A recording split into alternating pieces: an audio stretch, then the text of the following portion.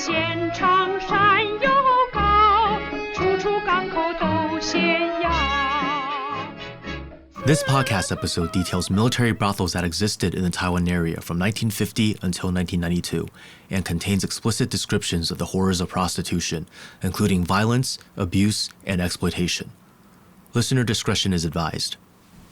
Hello, and welcome back to another episode of Strait Talk with Xiangyu, where we dive deep into the Taiwan Strait, a pivotal frontline of the battle between Western hegemony and Eastern multipolar resistance, bringing you a perspective of Taiwan, mainland China, and beyond, not typically covered by Western mainstream media.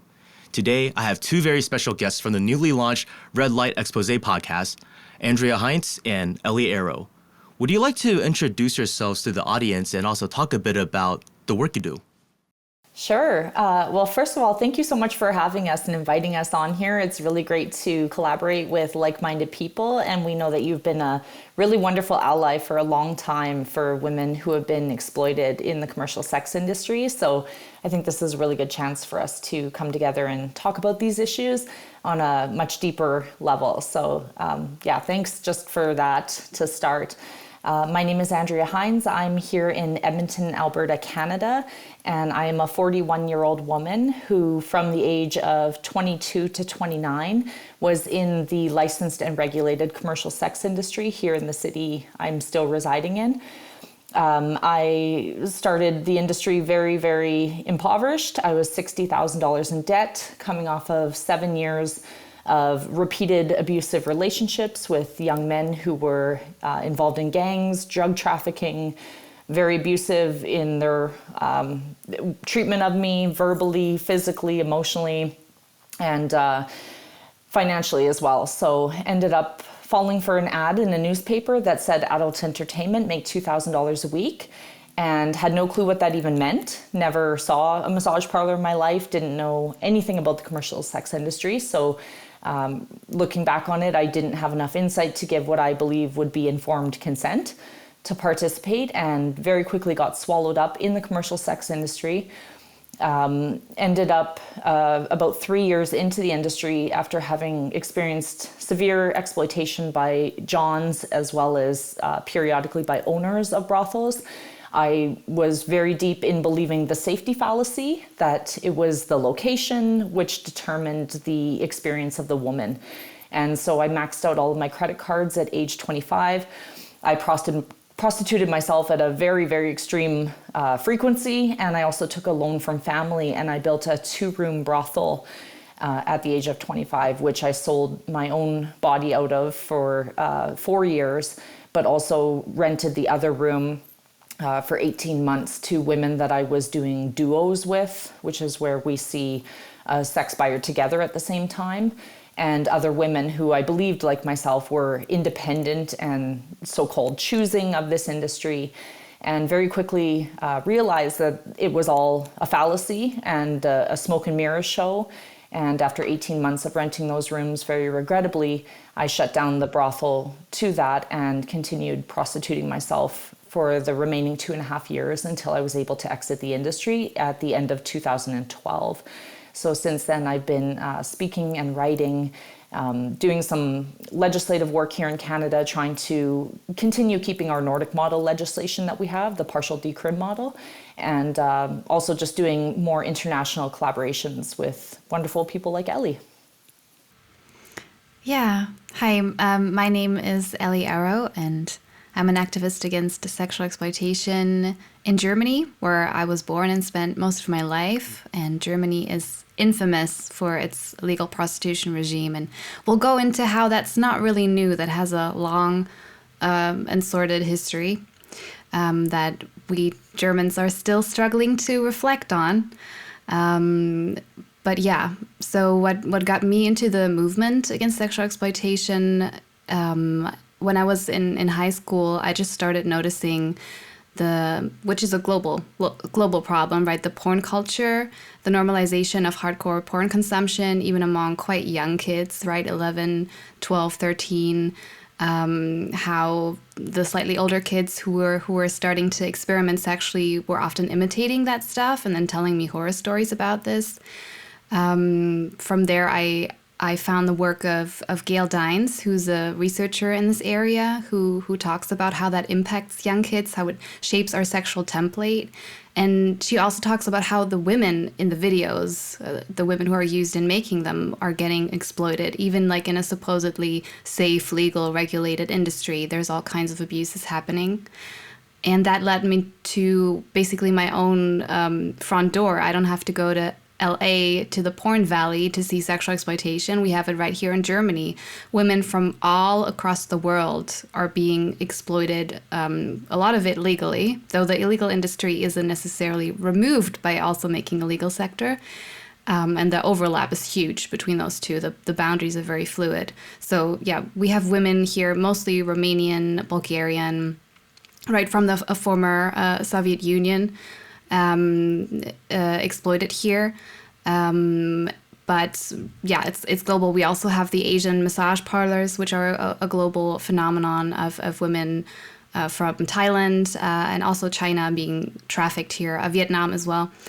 And yeah, I just started realizing that we have an insane system of tolerance for what I think frequently amounts to human trafficking. But as Andrea just said, this is not just about human trafficking for us. We also think that prostitution born from poverty, inequality, deprivation, childhood trauma, those women matter too. We don't view that as autonomous sex work. We don't think it should be normalized, and we don't think it'll be solved through labor rights. Yeah, so that's where we're at now, speaking out about that also in the form of our podcast, as well as other projects. Like I have a YouTube channel, I have a blog, but right now we're focusing on the podcast. I just started listening to the first episode of the podcast. Haven't finished it yet, but Andrea, I did purchase a copy of your book, which helped me shape some of the questions and discussion questions that we have for this episode.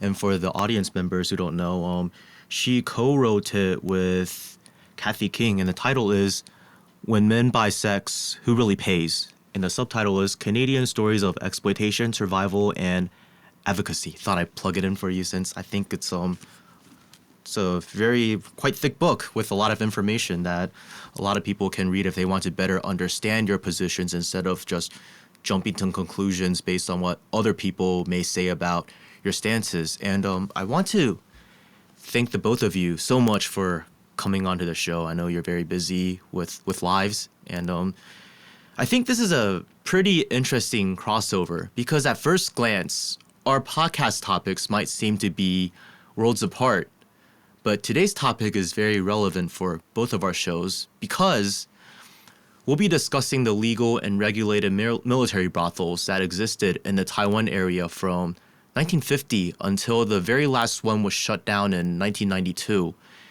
And I reached out to the two of you because your work is extremely relevant to what we're about to discuss, as I think evident by your introduction. Now, if I were to do this episode myself, it would just be me recounting some dark history, but with your insights, we can bring this history to life and highlight its ongoing relevance. Because although the military brothels are long gone here, sexual exploitation continues to be a social ill that plagues the entire world. And with the two of you sharing your insights, the history I'm about to discuss comes to life and becomes relevant to all societies in the modern day. And I think one important aspect of studying history is to draw lessons from it. And I think this is where the two of you come in, because for your audience at the Red Light Expose, the history we'll discuss here serves as a case study on the real-world impacts of policy and social attitudes towards sexual exploitation. And in Taiwan's case, even with the system of legal and regulated prostitution, the exploitative nature of the sex trade persisted, and the system itself perhaps even created new issues. So by examining this history, we can better understand how to address these problems in today's world. But before we dive into the topic of military brothels operated by the KMT in Taiwan, I'd like to invite the two of you to introduce to our audience the different models of prostitutions, which include, off the top of my head, prohibition, abolition, decriminalization, total legalization. And can you please just briefly explain the intended effects of each model and the actual results that we've seen in practice? Lots to cover there. Yes, so the 4 models that you named are basically, as per my understanding, and I'm assuming Elly's as well, the 4 models that we have currently. There may be some other ones, but I don't think they've ever garnered any attention, at least none that I'm aware of. So basically you have market constriction policies and you have market expansion policies. So prohibition or full criminalization, as well as the equality model, also known as the Nordic model, which is partial decriminalization, those would be market constriction policies. And then full decriminalization and legalization would be market expansion policies or regulatory approaches, as they're sometimes referred to. So maybe to keep it simple, Elly and I will kind of divide it a little bit because it's a pretty hardy topic just in its own right. So a market constriction policy will start with prohibition. Very, very oftentimes that's rooted in a puritanical type approach of women being viewed as private property versus public property.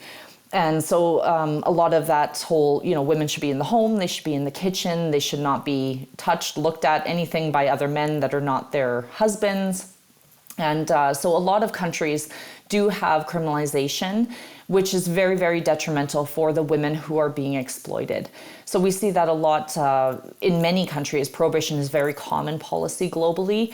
The United States is probably one of the more well-known ones, as well as many Arabic nations.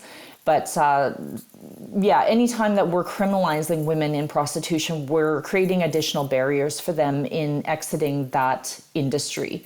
And so when we want to talk about choice and autonomy and all of those things, we have to remember that if we're actually trying to get women to stop being in prostitution, whether it's trafficked or quote unquote autonomous, we're not aiding them in any kind of way by giving them a criminal record as a result of their exploitation. So I think it's pretty universal among all people, whether they argue for this notion of sex work, which we don't obviously, or they are feminist-minded, equality-minded like we are. I think we all come together in agreeing that criminalization is a detrimental policy, and for the women, for the supply side, anyone who is being exploited. I think there is definitely some value in criminalizing the demand side, and many studies have found that criminalizing sex buying is actually the #1 deterrent to make people be, reluctant to purchase sex or to stop purchasing sex after. And so if we're looking at shrinking the market, we really do have to have some type of response to constrain that market. And we do know that it is the consumer, the buyer, that drives the activity happening. Of course, people are in poverty, but they're responding to a demand that is created by people to have that one-sided, sex on demand, essentially, at their whim. So I think the Nordic model has evolved, in my opinion, in my belief, out of criminalization, out of that full prohibitionist approach, in recognizing that there does have to be an element of criminalizing that demand to squeeze that market and stop it from just exploding and being normalized and having that normative effect. So in 1999, so only 25 years ago, Sweden was the first country to adopt what we largely know to be the Nordic model. They've tried to change the name now to be accepted as the equality model or the partial decrim model, because it is not just occurring in the Nordic nations anymore. So that's why it's now commonly called the equality model.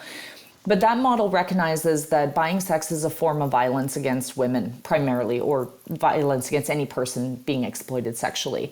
And so that will criminalize the demand side in an attempt to stop people who genuinely have a choice to participate in this system or not. It disincentivizes them to go forth with it. And it also recognizes that the people that are so-called selling their own sexual, quote, services are there typically out of poverty, destitution, or third-party coercion trafficking. So the partial decrim model operates on criminalizing the demand, making exempt from prosecution the seller, education for the public, as well as exit opportunities and programs for those within the commercial sex industry. So it really has those 4 key pillars that it relies upon. And like I said, it's very new legislation. We've only had 25 years of it globally, so it has not really been adequately endorsed because there's still very limited research on it.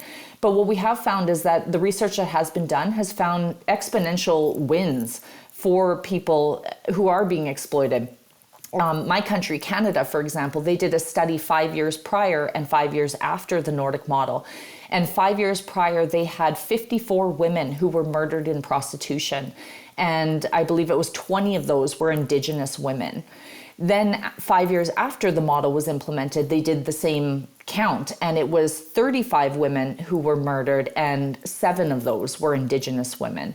So we are seeing that it does change that social attitude. And in Canada, it has not been heavily enforced and endorsed. So even just having it on the books and minimal influence of it has really made a substantial difference. And they found that in other countries where it has been implemented, there's been a shrink of street exploitation, particularly more of a social understanding of violence against women, reductions in larger issues such as violence, rape, trafficking, obviously, and all those things. So I think we have now 10 places that have adopted the Nordic model. And of course, that's the model that any true feminist or abolitionist, equality-minded person would adhere to, in my mind. So that's what we support at Red Light Expose and will continue to support. And then maybe I'll let Elly do the market expansion policies. Yeah.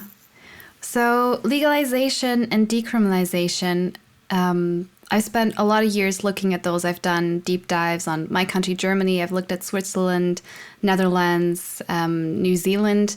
Then you got Australia, where every state in Australia has a different law. That's another thing that's very confusing about these policies. You could have one nation, or like the US, where you've got the Nevada model, which kind of tolerates some brothels, but then it's prohibition basically everywhere else. But you can produce porn, so there's a lot of complexity when you dive into this. But what I found is there are some differences between legalization and decriminalization, but the outcomes are largely the same, and these policies also exist on a spectrum.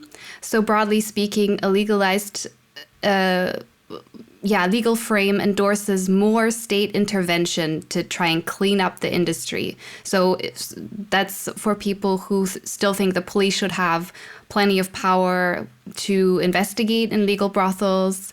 So that's kind of where Germany has been moving. We used to be more laissez-faire, more towards the decrim side, and we've been moving more towards legalization as we find out, we're not actually succeeding in removing the criminal elements in the industry. The people who used to run illegal brothels now run legal ones. And legalization means we give the police more power, the courts more power to intervene. But that too hasn't really fixed the issue.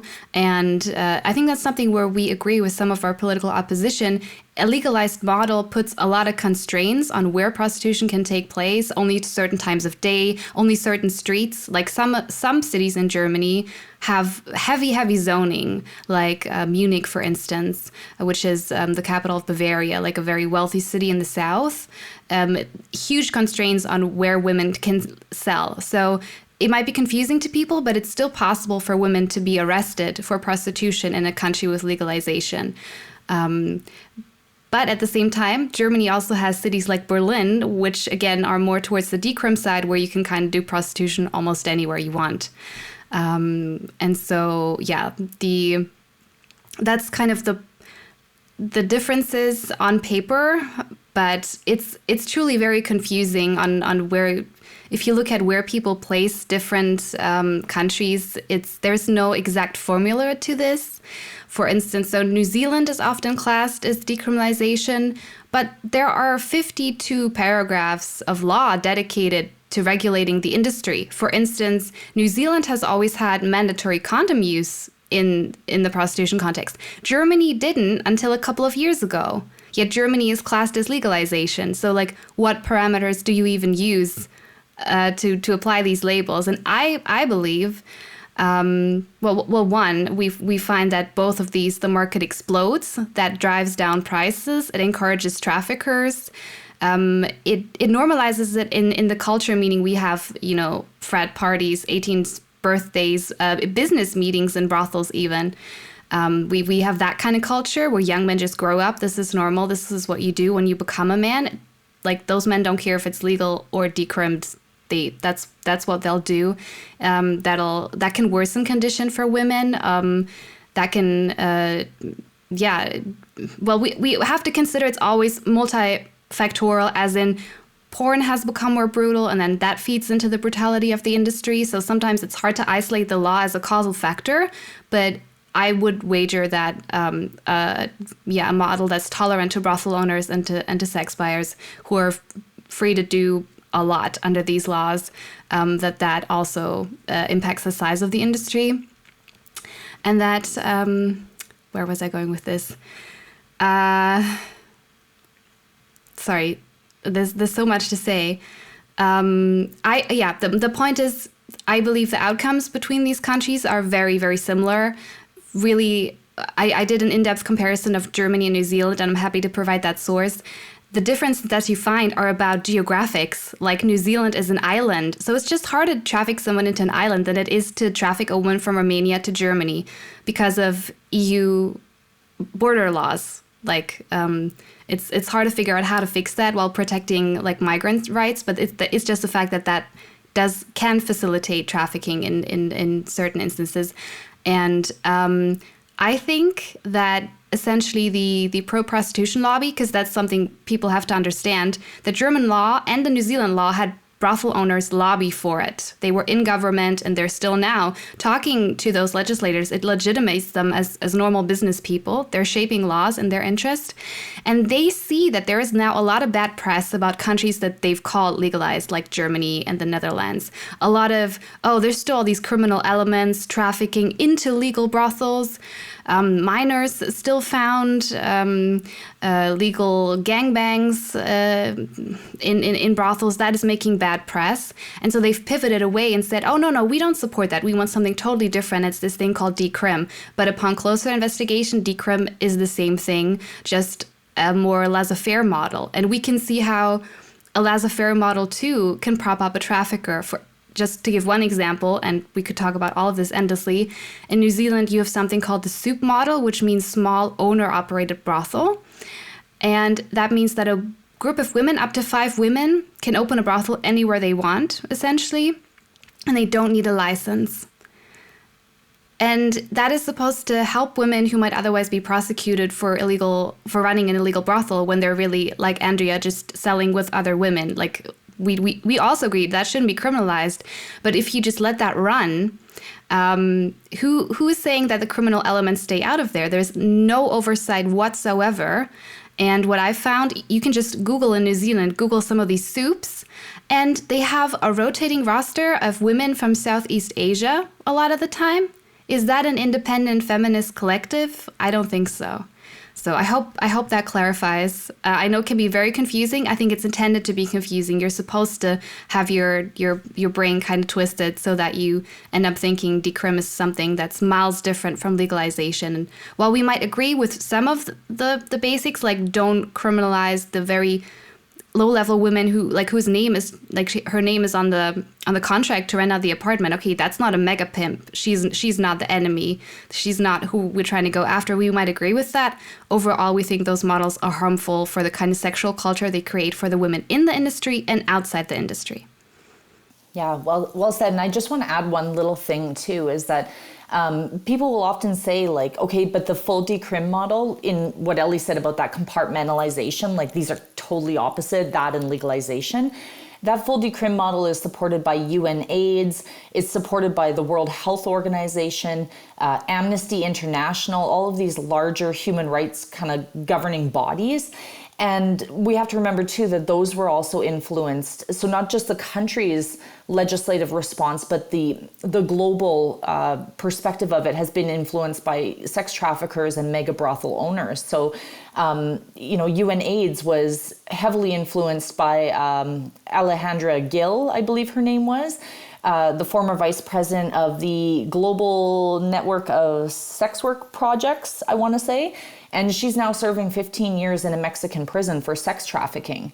And then for the amnesty one, I believe that was, and maybe Elly, you can correct me, a man named Douglas Fox. Yes. And he was a British brothel owner. So these are people who have vested interest in seeing that profiting system stay in place for their benefit as well, right? So it's not people who are these small grassroots operating individuals. They are these people who are running these commercial entities, and they have that vested interest in seeing their so-called business practices be allowed to flourish in this expansionary method. So, everybody is turning to these larger human rights organizations and using their conditioned arguments basically from commercial entity owners and saying, well, we support this, right? This is what these large organizations are defending. So who are we to say otherwise?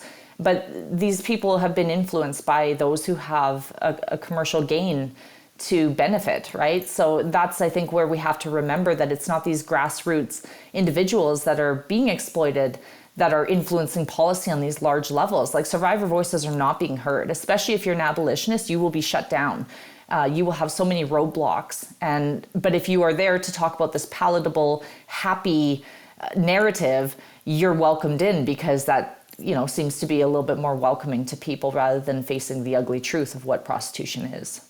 There are definitely women in prostitution who think this is the best way to become empowered and to gain labor rights. But this doesn't discount that part of that movement is a lot of brothel owners, and we can see very clearly how the policies implement them. So it doesn't matter which country. I have yet to see a country actually implement something like meaningful labor rights for women, that they have really truly full control of when, where, how, with whom they, whatever you want to call it, practice sex acts. For one, their boundaries are always subject to the market, so we wouldn't consider that free. But even if you come from that labor perspective of, okay, sometimes you'll be doing things you don't really want to do because we all do that. I think that's a toxic line of thinking, but it's pretty popular. Even then, these rights that are supposed to give you a little more autonomy exist on paper. For example, you can technically sue a brothel owner if he doesn't hand out wages, but most women remain independent contractors because they're scared of where else the brothel owner will enact control if they actually sign a contract, what other weird clauses he'll put in there. The brothel owner doesn't really want to pay maternity leave and sick leave and those kinds of things. They would rather have an independent contractor where they can say, I'm just renting out rooms. I'm not interfering in any other way, even though they do that all the time. As Andrea experienced, they fine women for being late to shifts, all kinds of things. Or you can technically sue the sex buyer if he doesn't pay, but women ask for payment up front most of the time, certainly here in Germany anyway, because they fear if the buyer is dissatisfied with the service, then he won't pay her, and then she'll have to fight him to get the money. So there's no lawsuit happening afterward that doesn't connect to the practical reality of how the sex trade runs. I think that's something that we often highlight in our podcast. There's a hugely antagonistic relationship between the woman and the sex buyer and the woman and the brothel owner. And the sex work movement often makes it seem like the interest of those three groups align, and they really, really don't. And the power differential between those groups is just vast. Those laws don't take that into account meaningfully. Mm-hmm. And there's also... Oh, sorry. Yeah, we could just keep going. I should let you talk. There's so much to add to it because in each of these four models, there's so much to unpack. But really quickly, Belgium, is one of the examples of what we're talking about here too. Very recently, they're moving from a model of decrim to legalization, and they're basically promising women health insurance, maternity leave, mat leave, all the things like what Elly said. But how many of those women want that bureaucratic visibility stress of being documented as a quote unquote prostitute in a system that is typically male dominated and still has likely some patriarchal nature to it, right? Like you just look at even women that tried to go forth against rape charges in countries and they're shamed and vilified and, you know, victim blamed essentially too. So in Belgium now, if you turn away a customer 10 times over a 6-month period under this new law that they're bringing in, there will be a government mediator that sits with the woman and the brothel owner and essentially tries to figure out what the problem is. But, you know, again, once you look at this in a patriarchal context, is that going to be a male government mediator and a male brothel owner basically, you know, persuading her to get back into the brothel bed? Like, we just don't know how logistically these things will play out. Like what Elly said, like on paper, a lot of it can look very nice, but when it comes down to the actual implementation of it, is it going to benefit women? And the chances are very slim. This will only confuse people, but that's how this is. They're actually saying Belgium is not moving from decrim to legalization. They're saying the opposite, in case you're not confused yet. The pro-lobby is saying this is true decrim. And now they're saying decrim means that we put in, they're putting in a lot of prostitution-specific labor laws, but not in the criminal code, but in the civil one, and that's somehow going to make a huge difference. That's what they're arguing. And I should say, in fairness, the way that the law is written, it's well intended. So I don't have this picture of the people making these laws that they necessarily want to hurt women. I don't even think my own government, though we have to remember they're getting lots of tax from this. So there are definitely some people who are in it for the tax. I do think the Belgian law is well intended, but I also think it's impractical. So like technically that intervention when they sit down with the government mediator is supposed to focus on the woman's interest. But what brothel owner, again, would sign on a woman and give her a contract if she gets all these rights and he's truly disempowered? It would be much better for him to say, no, let's stick with self-employed. I'm only taking self-employed women. And again, from the woman's perspective, a lot of those women in Germany, Central Europe are very transient. So they're only staying in a place like Belgium or Germany, usually for sometimes just weeks, maybe months. Are you going to sit down and figure out all the paperwork every single time? Or do you want to make it quick? Or does the pimp who controls you want to make it quick? And so I do think the Belgian model is well intended in some aspects, but it again affirms that sex is just a labor that women could do for men, and there's a lot to unpack just in that idea. And I don't think it's going to be practical for women. And it also only applies to women inside EU. All the women outside, again, don't gain these benefits. But that's a struggle all around, how to protect women who have dubious work permits or even like visas. I hope we haven't totally confused the audience. All of this has an asterisk and an asterisk on an asterisk. Well, and Elly, maybe you can speak to this because you probably know it better than either of us. But like, I know once there was the opportunity in Germany for women to register and receive these government benefits, there was something only like 2,000 women out of a suspected 200,000 that are in Germany's prostitution system that actually did register as so-called sex workers with the government. You might know those numbers. Oh, no, I don't know them off the top of my head. We can look them up and provide them. But yeah, anything that records women's data. Right now, women in Germany have to carry a little plastic card and a license, a prostitute's license. Who wants to carry that card around? That might kind of out you to people if they find that you have that. It's And I should say Belgium is trying to get around that by classifying women in like the service sector. That's the kind of like licensing they want to provide them with. So, but still, like, there's a huge distrust of women with authority. Like, whatever model you have, you're going to have to try and overcome that. A lot of women don't trust even the social workers, never mind the cops or the bureaucrats. So I think all these countries, all these nice Protestant European countries think we'll have good bureaucracy and good bureaucrats, and that's how we'll fix this. And I think they still don't understand what an unbelievably violent and criminal system they're up against. I think all of this rich information you just provided is very relevant for this discussion, because over here in Taiwan, it seems very obvious that for the longest time, the approach wasn't really talking about how do we protect women or get them out of this trade. It was more like, well, how do we either just get rid of the sex trade or how do we regulate it?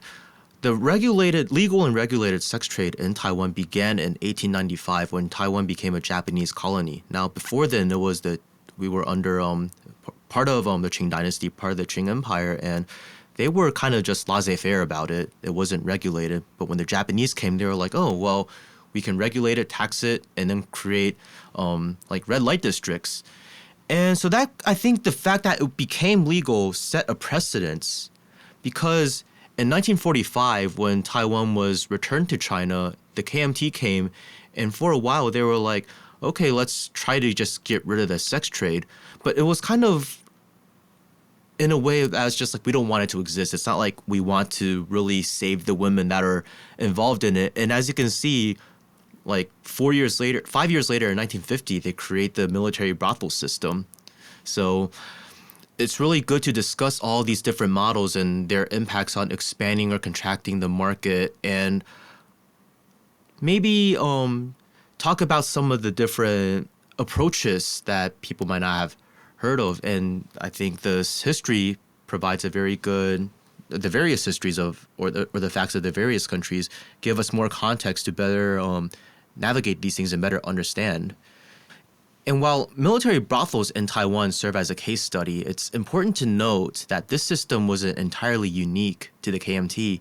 I know, Elly, you've done extensive research on the connections between the military and the sex trade globally. So could you please share some insights on the trends and correlations between military forces and prostitution around the world, past and present, maybe get into some more modern day examples? I should say for context, I'm not a historian. I just read what historians write, right? I read their books and their studies, and I will send along some sources so people can double check some of the stuff I've said and find out more. Yeah, so the connection between military and prostitution, it goes way back, right? The first records that we have of systematic prostitution is in ancient Mesopotamia, which was a militaristic society. So people often say, prostitution is the oldest profession. And we're like, no, it's an old form of slavery. It comes with slave societies, land ownership, hierarchies, kingdoms, militaries. Right, you can trace it throughout the history of empire, the Romans, and all the different, like many, many different types of kingdoms and duchies and right, militaries of various sizes. There is, just a long history of doing that, especially to conquered people, but also with their own population, because you have all these young men away from home. And, well, one central patriarchal idea that we as feminists fight is that men have a right to sex. And that right to sex is so strong that even when men are what I think we all think is some of the worst thing about being a man in patriarchy is you might have to go to war. But we still think that sex is so important. It's like close to like food or shelter in the level of infrastructure that a lot of armies have dedicated to making sure to provide men with women. And so I'm not as familiar with these like very, very, very ancient examples, but I can say a little bit more obviously about the history of my own country, Germany. And we don't like to talk about that today because then we'd have to question why we still have so many illegal brothels now. Because one era of ours where brothels were really, really in abundance and were state-controlled and state-managed and state-established a lot of the time is the Nazi era. So the Nazis believed, and I can say this ideology, again, it will be the same for other armies. That's also what the Japanese believed about their military brothels. We need brothels because men have a right to sex. Men will like become uneasy and they might become a danger to the local population. So we got to separate the like civilians from the women who are kind of made for sex, the prostitutes, like that dehumanization and othering of women that you place in the brothels. So it'll calm these men down. It'll also reward them because they're like frustrated and maybe scared. This will calm them down. when we have military-controlled brothels, we can supposedly stop the spread of STIs, because we know all these soldiers who were getting all these STIs from all kinds of sexual activities, consensual and non-consensual. They have the idea that they can kind of enforce mandatory testing on the women. They're usually testing the women, not the men, though sometimes also the men. And also homophobia. They were like, oh, the men are going to start sleeping with each other if we don't provide women, which today we think is ridiculous. But that's part of the reasoning, that the homophobia of the Nazis. And I think other military leaders who were involved in this. So people often quote Hitler, I think, as saying something very demeaning about women in prostitution, and then suggest that the Nazis were against prostitution. But no, they were running a brothel system that provided it to, I mean, there was basically brothels for the average civilian man who was deemed a citizen, brothels for different parts of the military, specialized brothels for the SS, even some concentration camp brothels to motivate workers and to undermine solidarity, forced laborers in the concentration camp, to motivate them to work harder.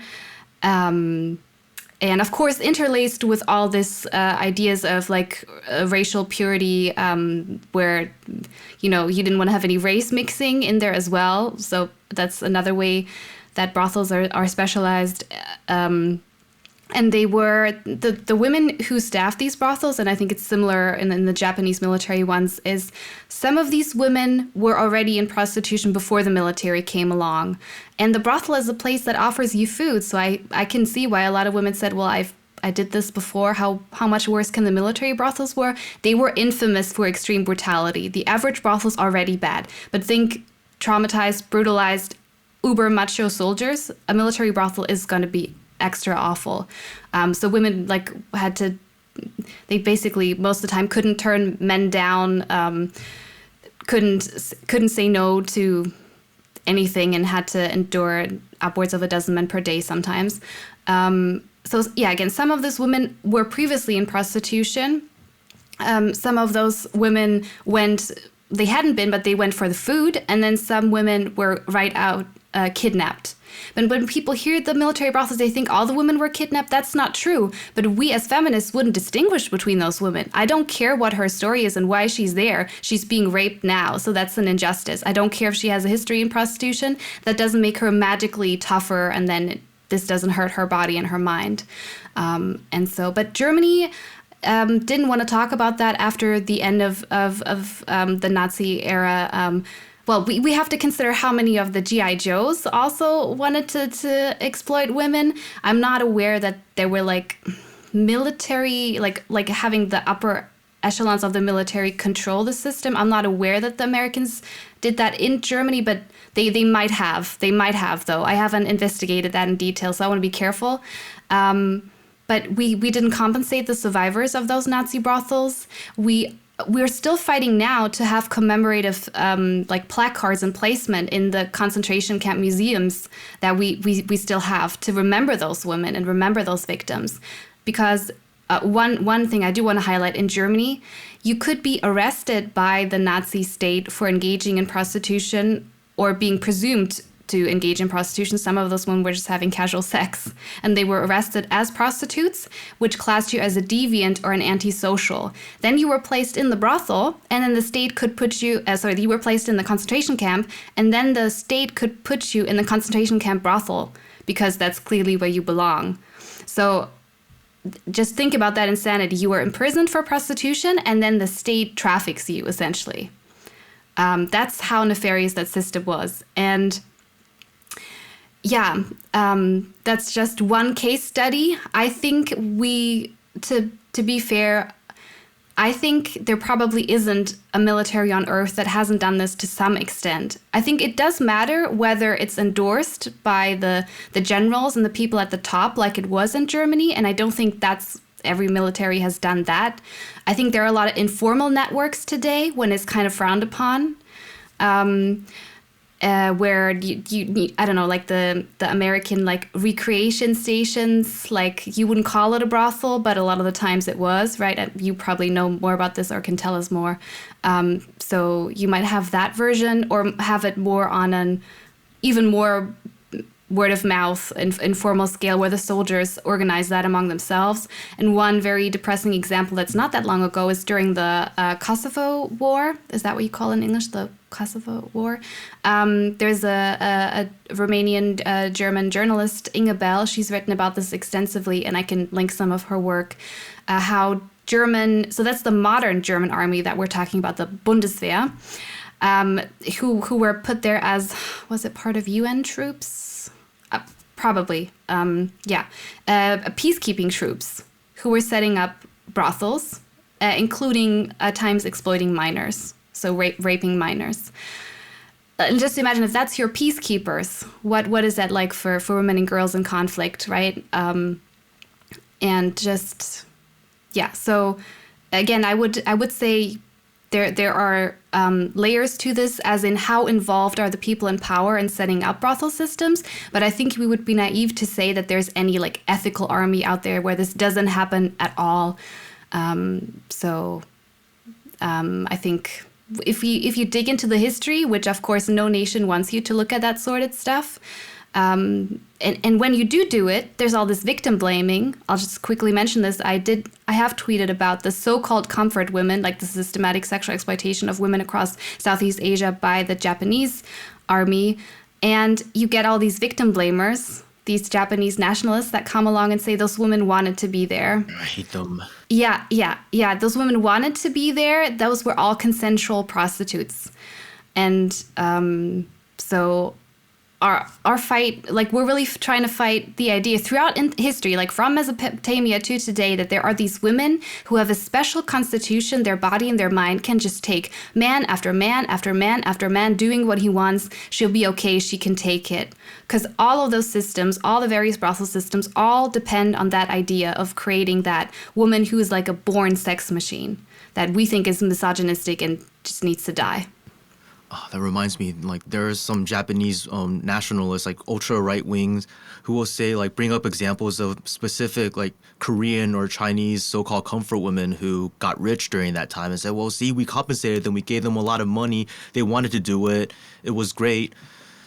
But also so many parallels between the military brothels, like what you said with the Nazis and what the KMT ran after they lost the mainland and retreated to Taiwan.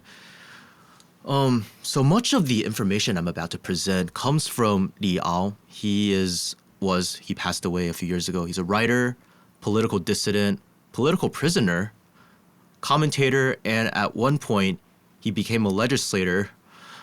And during his military service in, I believe, 1959, 1960, around that time, he conducted on-the-ground research while serving, as a conscript.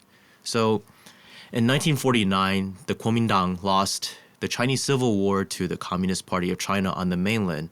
Now, Chiang Kai-shek, the leader of the KMT, retreated to Taiwan, which was the last major part of China not under communist control, with hundreds of thousands of soldiers. Now, in his mind, the Civil War did not end. It was just a temporary setback, and the plan was, okay, we're going to launch a successful counterattack and take back the mainland. So these soldiers, hundreds of thousands of soldiers that came to Taiwan with him, weren't allowed to be discharged.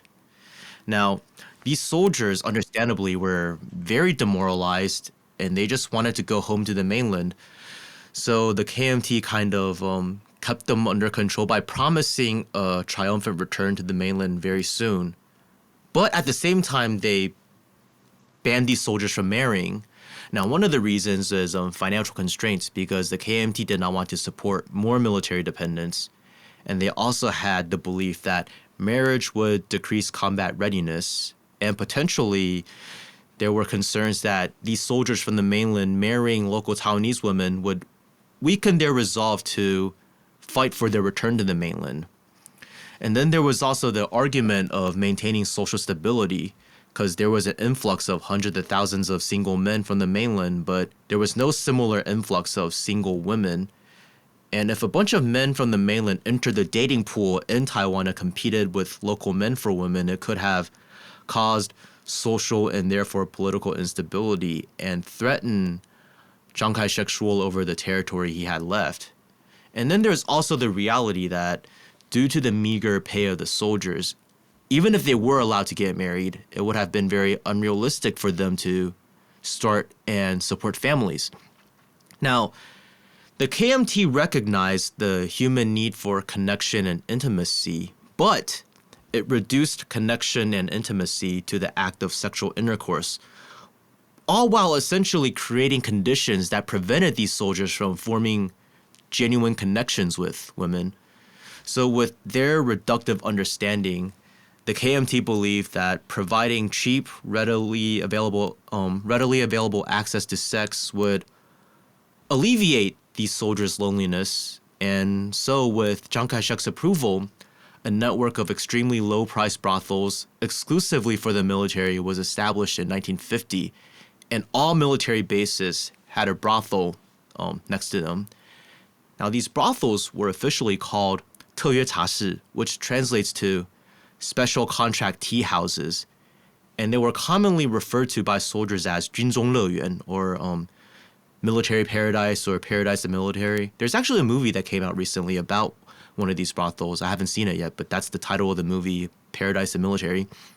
Now, these were privately owned, but operated under contract, functioning like franchises with military oversight. And maybe you guys can talk a bit later about the contract model and like the military stuff, the connections. But anyways, thankfully, due to grassroots pressure, these brothels were phased out on Taiwan Island in the 1970s, but they remained in place in Kinmen or Kinmen and Matsu until the early 1990s, with the last one closing in 1992. And again, for those unfamiliar, Kinmen and Matsu are two sets of small islands controlled by Taipei, but part of Fujian province, located just off of the mainland on the other side of the Taiwan Strait. So far we can see that the justifications for creating military brothels are kind of similar to a lot of the justifications, Elly, that you just talked about, that the various militaries, including the Nazis, used. And it boiled down to, meeting the soldiers' needs and ensuring safety through a legal and regulated system, which brings us to a relevant point, which is, how do defenders of the sex trade today justify their positions? That's a loaded question. All of these questions are such big questions, because I think there's so many ways that people defend their involvement in this. And I think a lot of it is rooted in cognitive dissonance, like the refusal to actually admit what is what. And it's much easier to reframe something in your mind that is, in your mind, serving you as a means to an end. And so it's risky, I think, to say it's one thing or another, but there's definitely patterns where people fall into this choice feminism narrative. That's a big one, like what Elly talked about with the victim blaming and going back to the women and saying, well, she chose it, she wanted it, she liked it, she profited from it. That's a huge one, I think, that undermines a lot of the narrative around the dynamic, the power differential between buyer and seller. And I've been very fortunate for 11 years to be involved with our John School here, which is an alternative measures program that stops men from receiving a criminal record for purchasing sex upon their first arrest of it. And one of the questions that we ask the men, and we've had thousands of men come through this program, we ask them, why were you buying sex? Like, take us into your mind at the time. And probably the top answer that we receive from buyers is that it's easy, no strings attached sex. So kind of like what you were saying earlier with, just that, let's just give these people that cheap, easy, fast access to sex, and it'll just kind of, abide them over a little bit. It'll give them a little bit of reprieve. Yeah, pacify it. Thank you. That's the right word. But so it's not only just that easy access, no strings attached sex that they say, but a lot of these men also say that they did it because they were lonely and because they were bored. And I always get a little taken aback by that. Like, you're bored, so you go and exploit somebody. Like, but it's that thrill of excitement, I think, and the deviance to it that kind of gives them that high, that dopamine hit of like, that they're doing something that they shouldn't be doing. It's like the kid that goes and, takes the candy that he shouldn't take out of the dish at his house. But I think it also speaks to the bigger issue of the lack of connection that a lot of people have to their community and to their other people in their communities, right? So if you are so lonely and bored and all those things, that's a bigger problem that really we should be addressing, is that lack of connection within our community. So I would say that that's the biggest thing that sex buyers say to us in what I think is a pretty honest setting when they aren't actually in the moment of buying sex. And also another one too is, I'm helping her. And that's a big one too, where they try to justify that they are not a victimizer, but they're actually a helper to that woman. I gave her money. Without my money, she couldn't buy diapers for her children. She couldn't, pay her rent. So I'm actually helping her. And another one too is that, well, she was advertising. So again, that goes back to the whole she wanted it. I didn't go up to some random woman and offer her money for sex. I replied to an ad. But I think they can't also understand that that's the very nature of how prostitution works, is that it has to be sold that it is the woman's choice, because anything else, it becomes more obvious, I think, that it is exploitation. So I think that that's part of the problem too, is that we're putting all the onus on the supply side without acknowledging that that woman has to say those things to absolve the man of his guilt, his rightful guilt. And this goes right into the next point I wanted to address. In your book, When Men Buy Sex, Who Really Pays, you discuss how commercial sex should be seen as a public health issue, and you explain that legislation and social attitudes impact one another with, legalization and decriminalization expanding the market. And this market expansion regime protects buyers as sources of revenue, leading to a rise in sex trafficking to meet demand, since there's never enough willing sellers, and brothel owners focused on profit often worsen conditions for women. And since prostitution is viewed as just another job, these problems are frequently downplayed by mainstream society. And I think that's what's happened with the decades of legal, like the military brothels over here.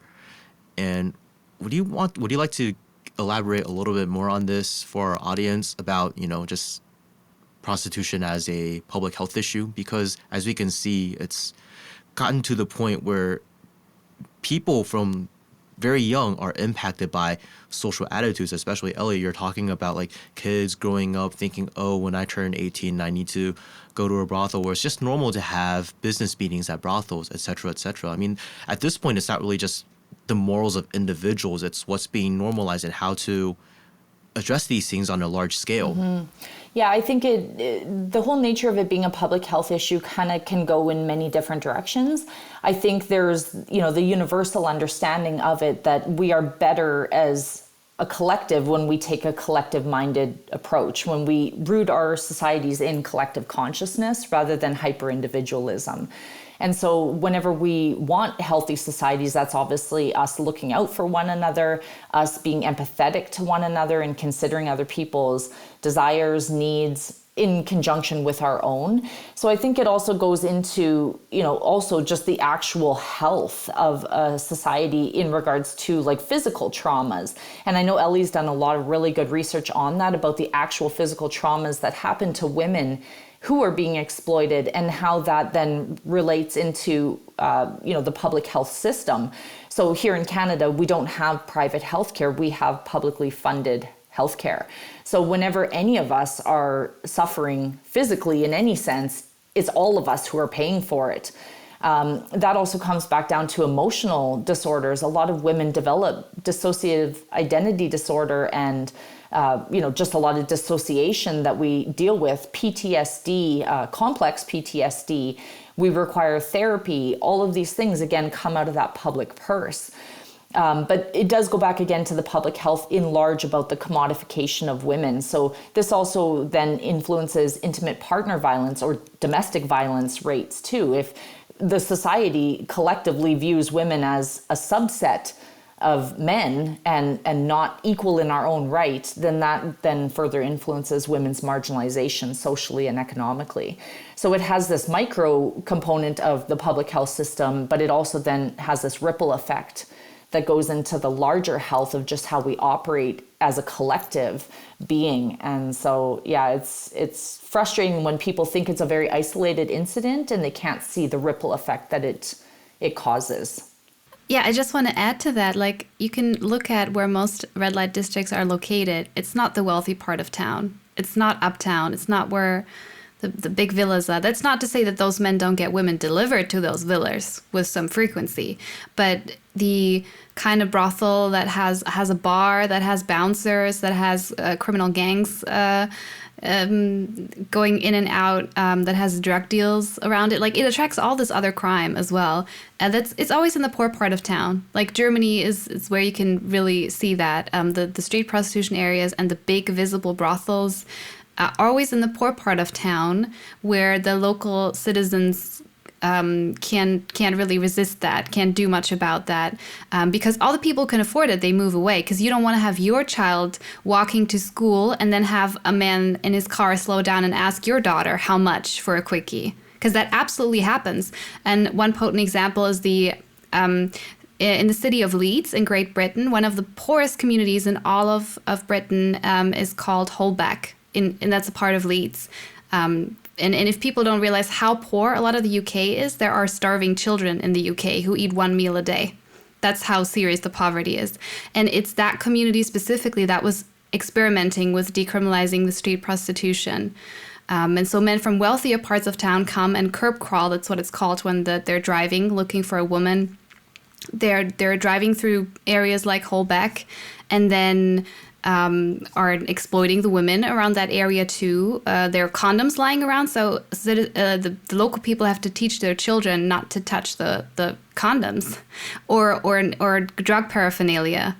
And yeah, it's depressing that most cities respond with just arresting the women, rather than being like, who wants to be in street prostitution? Nobody. Like, nobody can tell me there's anyone who's happy on the street. Like, that's where you get the highest risk of kidnapping, the highest risk of rape and murder. Even though that can happen in any type of prostitution, including, again, in the villas uptown. Women get murdered there too. That's absolutely possible.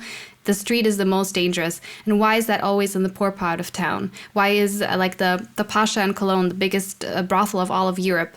If you look at that area, the rundown houses, I mean, that tells you something. The people who have a choice don't want it in their neighborhood.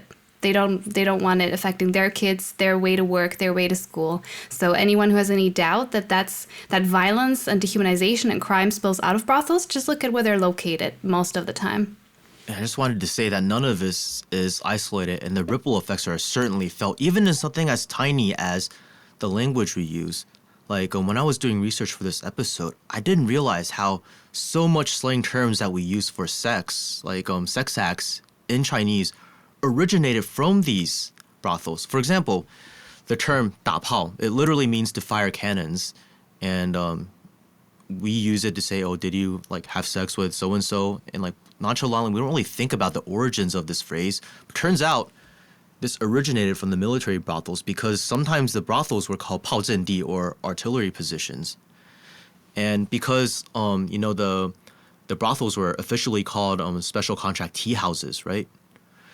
Now, nowadays, when sex buyers order prostitutes to their places, it's called 外送茶, or tea delivery, like as an allusion to, the special contract tea houses. So, and I think the public health aspect is very important for all of the reasons you mentioned, but also the question of, if these military brothels weren't in place, would so many of these soldiers have considered becoming patrons of the sex trade? And I'm not defending the soldiers who visited the brothels, but I think it's important to recognize that they did so on such a large scale because of the culture surrounding it. I mean, and also the fact that you have these men who weren't allowed to marry or return home, and then they were undoubtedly lonely, and then all of a sudden a government comes in and offers them a Band-Aid solution for their loneliness that did not address the root causes and created new problems for them at the expense of the well-being of the women who fell into the prostitution. Now, at the same time, I really don't think that the problems that these men had could have been solved with prostitution, because the problem wasn't the lack of sex, like you said. It's like lack of community, like social alienation. I mean, these men were deprived of normal lives, and they were brought to Taiwan where they don't have friends or family, and then they were forced to stay in the military and weren't allowed to marry. So is it really that surprising that many of them develop mental health issues? And then some of these mentally ill soldiers who did not receive proper care for mental illness ended up, committing heinous acts of violence. I want to give a few examples. In 1963, there was a man who developed feelings for a 21-year-old prostitute at a brothel in Tainan City, my mom's home city, by the way. And when this prostitute did not reciprocate feelings, he felt that she was avoiding him. And then he visited the brothel again and was told she was no longer working there. So then he paid to spend the night with another prostitute. And then in the morning, when he saw that the prostitute he had feelings for was still working there, he went and killed her with a knife and then proceeded to go downstairs to the office and killed the manager's wife before piling books and magazines onto a sofa and starting a fire. And then in 1964, a 17-year-old prostitute was strangled with a rope at a brothel across from the police station in Xinyi district, Taipei City.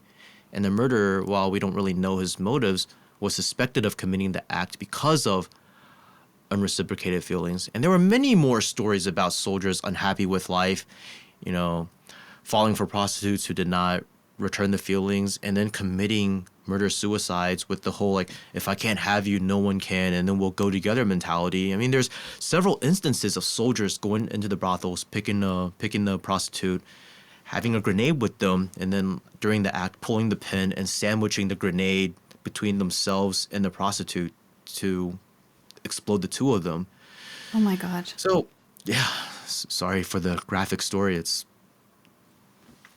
never easy to talk about, but I want to ask, why is there the argument that visiting prostitutes is therapeutic for men when these stories are so common all over the world? I mean, you were telling me stories about 50-some women being murdered in Canada with 20-some or 30-some being indigenous, and then that number being reduced. I mean, the point is these things are still happening. Clearly, whatever problems these men have aren't being solved if they're still, very clearly mentally unwell. Yeah. And that's what I think is the biggest hurdle for us to overcome, because it goes back to what Elly said about this right to sex and this belief that sex is something as important as things that sustain your existence: food, water, shelter, clothing. And don't get us wrong, we understand, it's a very strong primal urge, and it's supposed to be that way for the evolution of humanity, or not the evolution, the continuation of humanity. But at the same time, we have to recognize that it has to be rooted in mutuality, because when it's not, that's when we see it become institutionalized. And once it is institutionalized, it does impact both buyer and seller. The problem is whenever we put it on this high level among, food, water, shelter, clothing, then we basically see it become institutionalized because of that mindset that it is such an absolute necessity to people's daily existence. And once you see it institutionalized, that's really where you start to see, a great amount of harm happening. And so, I think Elly and I both probably take a lot of flack because we do empathize to some degree with sex buyers in how they also get captured by this system and this ideology. And there is a lot of people that, want to just say all sex buyers are bad. They're terrible people. They're all predators. They know what they're doing.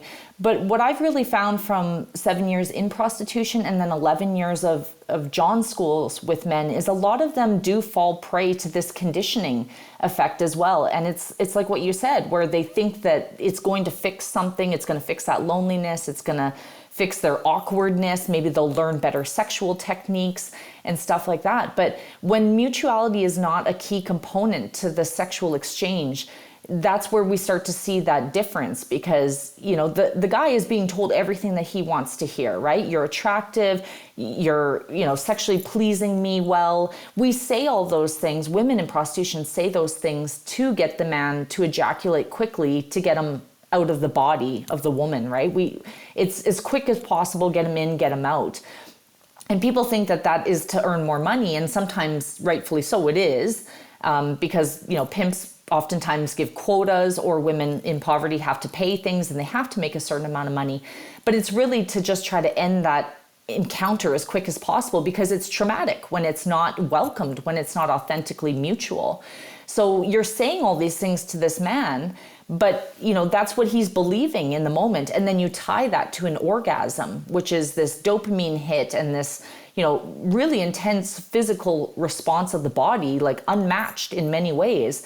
And it creates this bonding effect. And the woman obviously isn't having that because she's just playing the role, but he is there because he actually does find her attractive. He actually does desire the sex with her. So when he's being fed all these narratives that she's using to get him to ejaculate as quick as possible, he truly buys into that. And we've seen that in countless situations. And even myself now, I've been out for 11 years and I still have men that purchased sex from me 15 years ago that are messaging me saying, are you sure you didn't like it? Are you sure that I wasn't someone that you actually desired? Because they're so deep in that Kool-Aid, in that brainwash, because that's what's being fed to them. So, of course, men drive this industry. They benefit from it far more than the women do, but they also are victimized by it.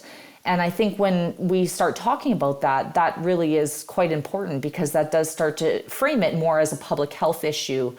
Just like we said, like it does have larger implications on men, women, and society as a whole. Yeah.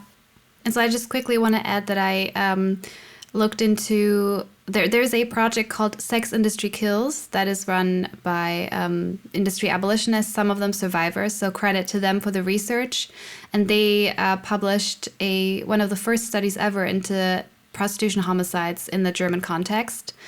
And I also reviewed some of this evidence, not for the study, but like when I was summarizing the study, I was like, I think I need to look at the cases some more myself to add some more information. And so there is on my blog, I have a blog post that dives into that 4 decades of prostitution homicides in Germany. And you just find the number one perpetrator is a sex buyer. So that is the only job in the world where you are not only likely to be homicided by your so-called client. I mean, people could argue that maybe possibly like police officers can be by the people who call them and then someone attacks them. Okay, but the police officer is naked and he has a weapon. That makes all the difference, right? And he's not in a sexually compromising situation like the woman in the brothel is. So just that whole situation is already inherently vulnerable, right? Sex is vulnerable. That's not a prudish thing to say. It's just an objective truth, especially for women, but also for men emotionally, as we just talked about. Things happen there too. And yeah, we just see when you have this culture that tells men over and over, sex is your right, those women are different, those women can take it, those women like you, those women were born like this, and then that illusion is shattered. In some, like there are cases of women, for example, laughing when he has erectile dysfunction, and then he strangles her, like those kinds of things. And just think about those cases are only some of the recorded homicides.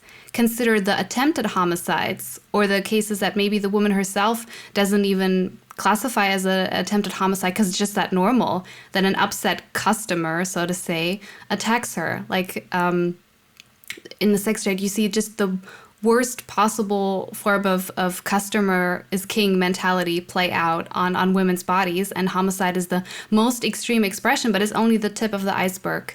And so I can totally see, like I said, I think the military brothels are the most brutal. I'd imagine in times of war that all is upped, but even in times of peace, Germany has been fairly prosperous for a while, right? Like the economy does all right, and these are men from, sometimes it's anyone from the homeless man up to the president partaking in this industry. And among the killers, you also find all kinds of backstories. There's not just, some of them are down on their luck. Some of them, they're punishing the woman at the brothel because their girlfriend broke their heart or they lost their job. But there's all kinds of stories, and but we as a society, we like to say those are just individual sad cases. Those men were just a little kooky. No, we facilitated that when we dehumanized those women and we turned them into toys and like we told those men, yeah, the fantasy is real over and over. And the other thing I quickly want to mention, sorry if I hope I don't keep going too long, I'll try to make it brief.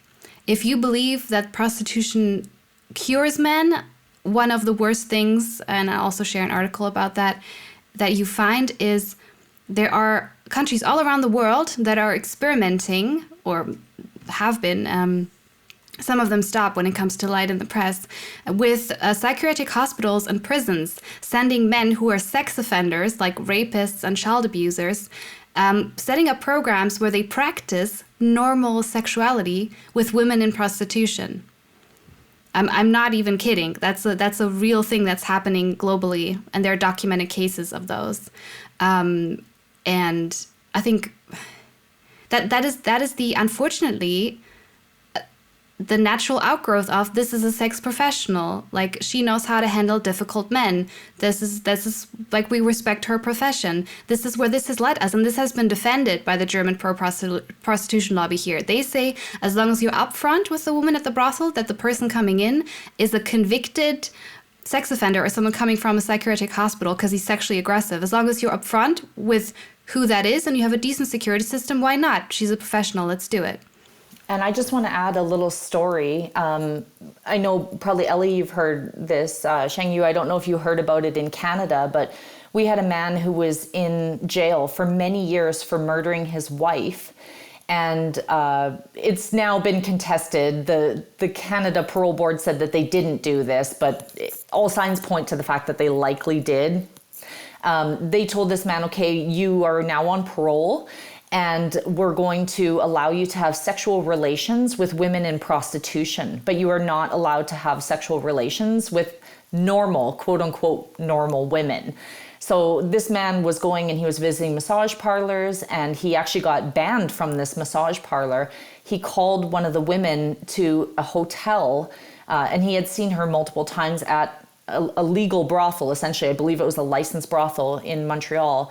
And he stabbed this woman numerous times to death in a hotel room. And the parole board, like I said, later said, well, we didn't tell him to do that, but all signs point that they did. So, that just goes to show, like, that there's this belief that, like Elly said, some of us are set aside for this intended use, and we are separate from women of society. So here's this guy, they won't allow him to have normal mutual relationships with women, romantic relationships, but they'll allow him to go relieve his needs, I think was the term, or meet his sexual needs in prostitution. So, that woman, how was she to even know? She didn't know, I don't think, his background. And then how is she to defend herself? Who sits in that room with her? Like, who is her bodyguard? So when people talk about this, bring it above ground, license the place, put panic buttons. And Elly and I have done an episode about, like, the fallacies of safety with these approaches. But it really shows that there's no way to defend yourself against a violent man who is sexually entitled that you will ultimately be alone with in a private space, whether that's a room, a car, any of those things. Like, he has an expectation of you. You have to verbally agree to that expectation, right? Again, I like you, you're great, this is wonderful. But you can't lead him on too much, because then if you do, you'll be blamed for having led that man on. And then you're the problem as to why he did that, because you manipulated him, you took advantage of him. So women lose either way in this system. Like, we are the ones that are blamed. It's not about the man that killed the woman. It's about what did she do that made him do that. And so that's the problem in so many ways whenever we talk about bringing this quote unquote above ground, is that it sanctions these attitudes and creates these dynamics between men and women. Yeah, it sounds just very futile to try to make the sex trade safe through legislation. It's like it's like thinking you can make Jackie Chan stunts safe with regulations in the film industry.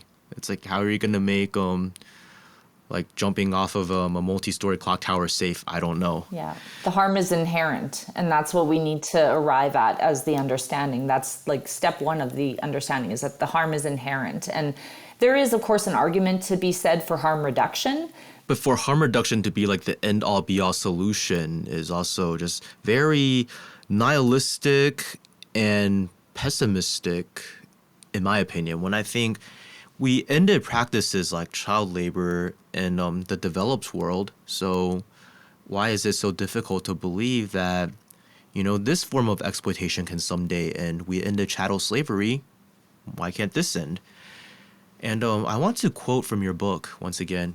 Women who are coerced, pimped, and trafficked into sexual servitude are largely hidden from public view by the smokescreens of licensing and the sex work lobby. And that's more or less what happened under the system the KMT put in place, and from the sounds of it, what's happening in Germany right now, as Elly's described it. And although the women were in these military brothels on free will, it was quite common for these women to have been sold into the brothels by pimps and forced to sign contracts. And organized crime was heavily involved in running these legal brothels, which is why these brothels were staffed by thugs who'd often subject the women to corporal punishment for failing to meet quotas. Elly, so I'm curious. You're from and live in Germany, where prostitution is legal and regulated. So how does what I've shared so far compare with what's happened in Germany? And from the sound of it, there's already a lot of overlap. It is really depressing how you can, for example, the positive thing in all this darkness is there is a growing movement of prostitution survivors or women who've exited prostitution, like Andrea speaking out. But if you take the individual stories of those women, and you can take stories from a woman in Chicago, a woman in Berlin, and a woman in Christchurch, or even across, like if you remove some of the geographic details and maybe some very culturally specific language or terms, you wouldn't be able to tell where her brothel experience was. Because that's how universal the abusive structures that we've talked about, with or without a pimp, are. No model has stopped the murders. There is a way to diminish them, but of course that's a cross-generational, like a many-generation task, as is the abolition of other forms of exploitation, or trying to diminish it, make it as small as possible. We might never fully abolish murder, but we want that to be super rare, right? The presence of organized crime, no one's managed to really make the just. So even if the brothel itself is run by a normal businessman, occasionally you see somebody who's been active in another industry, a legit industry, get into the brothel area. Like that does happen with like investors. But then you also have the system of pimps that are external to the brothel. So even if the owner is legit, you can just... Again, across the world, I was interviewing a woman from South Korea and she was describing the red light districts. I was like, that sounds like Germany. You have these men with these big cars. And I'm sorry to say, not all human traffickers, we have to be careful, but a lot of these gangsters across the world, they do look very similar. They love big cars. That's how the culture is. So I saw that with my own eyes in Germany. They drive to the brothels in the big cars. They park outside. They send a woman inside. They might wait outside until she's done, or they might go off and do something else because they know she's under his control. Like they know she won't speak to anybody and ask for help because of intimidation, because she's trauma bonded. Like we haven't mentioned that yet, the lover boy method that I don't even think is necessarily a new thing. I think that's something that pimps have probably done throughout time, making the woman fall in love with them, pretending to have a loving relationship, and baby, can you just help me pay off my debts, that sort of thing. But if she ever changes her mind, then he might actually veer off and use violence. So, those things are just a global reality. They're even across time. So I do know that many women today who have experienced modern prostitution, they read accounts of women from 50 years ago, 100 years ago, and they're like, I feel her. Like okay, some of it might have been worse, right? People starving in war is maybe extreme, although of course that still exists today in many parts of the world. But I still relate. I still relate to the brothel owner finding her and the cops arresting her when they should be arresting the pimp, and all those things. You can go back hundreds of years sometimes and read even the stories of some medieval women, although we don't have that many first-person accounts. Like I said, like that's the only thing that's changed through time, is that today, slowly, those women have a voice. Other than that, the reality is just, it's so similar, whatever the model, really. Seems like a common theme like when you're telling all of these stories in these various countries, I'm just like, wow, that's very similar to the research I did about the military brothels over here. And I'm about to share a vivid description of one military brothel as documented by Liao, the guy I mentioned earlier. He's right here. And, that he, based on the research that he did when he was doing his military service, he would go in during his afternoon breaks instead of taking a nap. And to really illustrate how terrible the conditions at these brothels were, one day he was sitting at the billiards area of the brothel copying down the rules on the wall, and a prostitute approached him, and she begged him to buy a ticket to spend time with her. And he told her that he wasn't there for services. And then when he told her that, she lifted her skirt to reveal bruises on her leg and begged him to buy a ticket even if he's not looking for sex, and told him that she got those bruises because she did not meet her quota. So Liao did buy a ticket, and he thought that it was the end of it. But then after he bought the ticket, she asked him to at least go through the motions of walking into the room with her, even if he wasn't going to have sex, because she was scared that if management didn't see him going in with her, they'd accuse her of angering a paying customer. And I just want to show real quick. So I talked about the billiards area. Now, every single military brothel probably looked different, but they were probably very similar as well. This was the one on the military, next to the military base where he served. So when you first enter the one-story building through a door right in the middle, you walk into a billiard room with pool tables to your left and the right.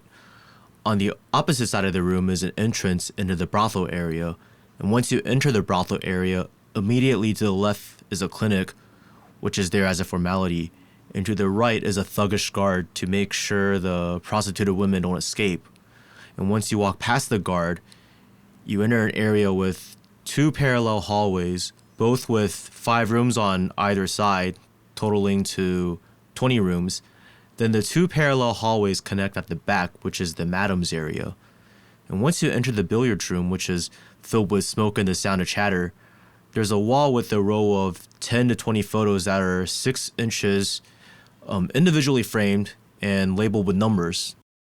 Now, some have notes stuck below them saying off work, which usually meant she was on her period. And beneath the wall, the wall with the photos, there's a door. And next to the door are where the rules are, like posted on the wall. And then the ticketing station. So when a soldier is ready to enter the brothel area, he purchases a ticket, and then he chooses the prostitute he wants by naming her number. And in this particular brothel, there were 2 classes of prostitutes, one for officers and one for regular soldiers. And the tickets for officers cost, at the time, this was written in 1959 or 1960, 25 Taiwan dollars, while the ones for regular soldiers cost 10. And some brothels had 3 classes for various ranks as opposed to 2. Now, I don't know how to do the conversions for the currency with the time factored in, but today 30 Taiwan dollars is 1 US dollar. Now, but then like over here, account for inflation and how much things cost back then. The point is, they're still probably very cheap. And the process for getting a prostitute is you buy a ticket. Yeah, a ticket. You don't even pay her cash. You get a ticket from the brothel. I mean, how dehumanizing is that? And then you get your ticket checked, and you select the prostitute. You read the rules.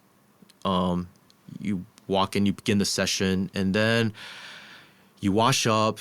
And by washing up, I don't mean you shower. There is no plumbing in the individual rooms. The prostitute goes out and gets some water in a little bucket, and she brings it back to you, and you just wash off your private areas. And then you get dressed, and then you exit. Now, there's the clinic that's there for formality, and yeah, each room was more or less the same. You got a simple bed, a makeup table, and dark lighting. And once the soldier enters and closes the door, a red light next to the door turns on, which means a session is going on in that particular room.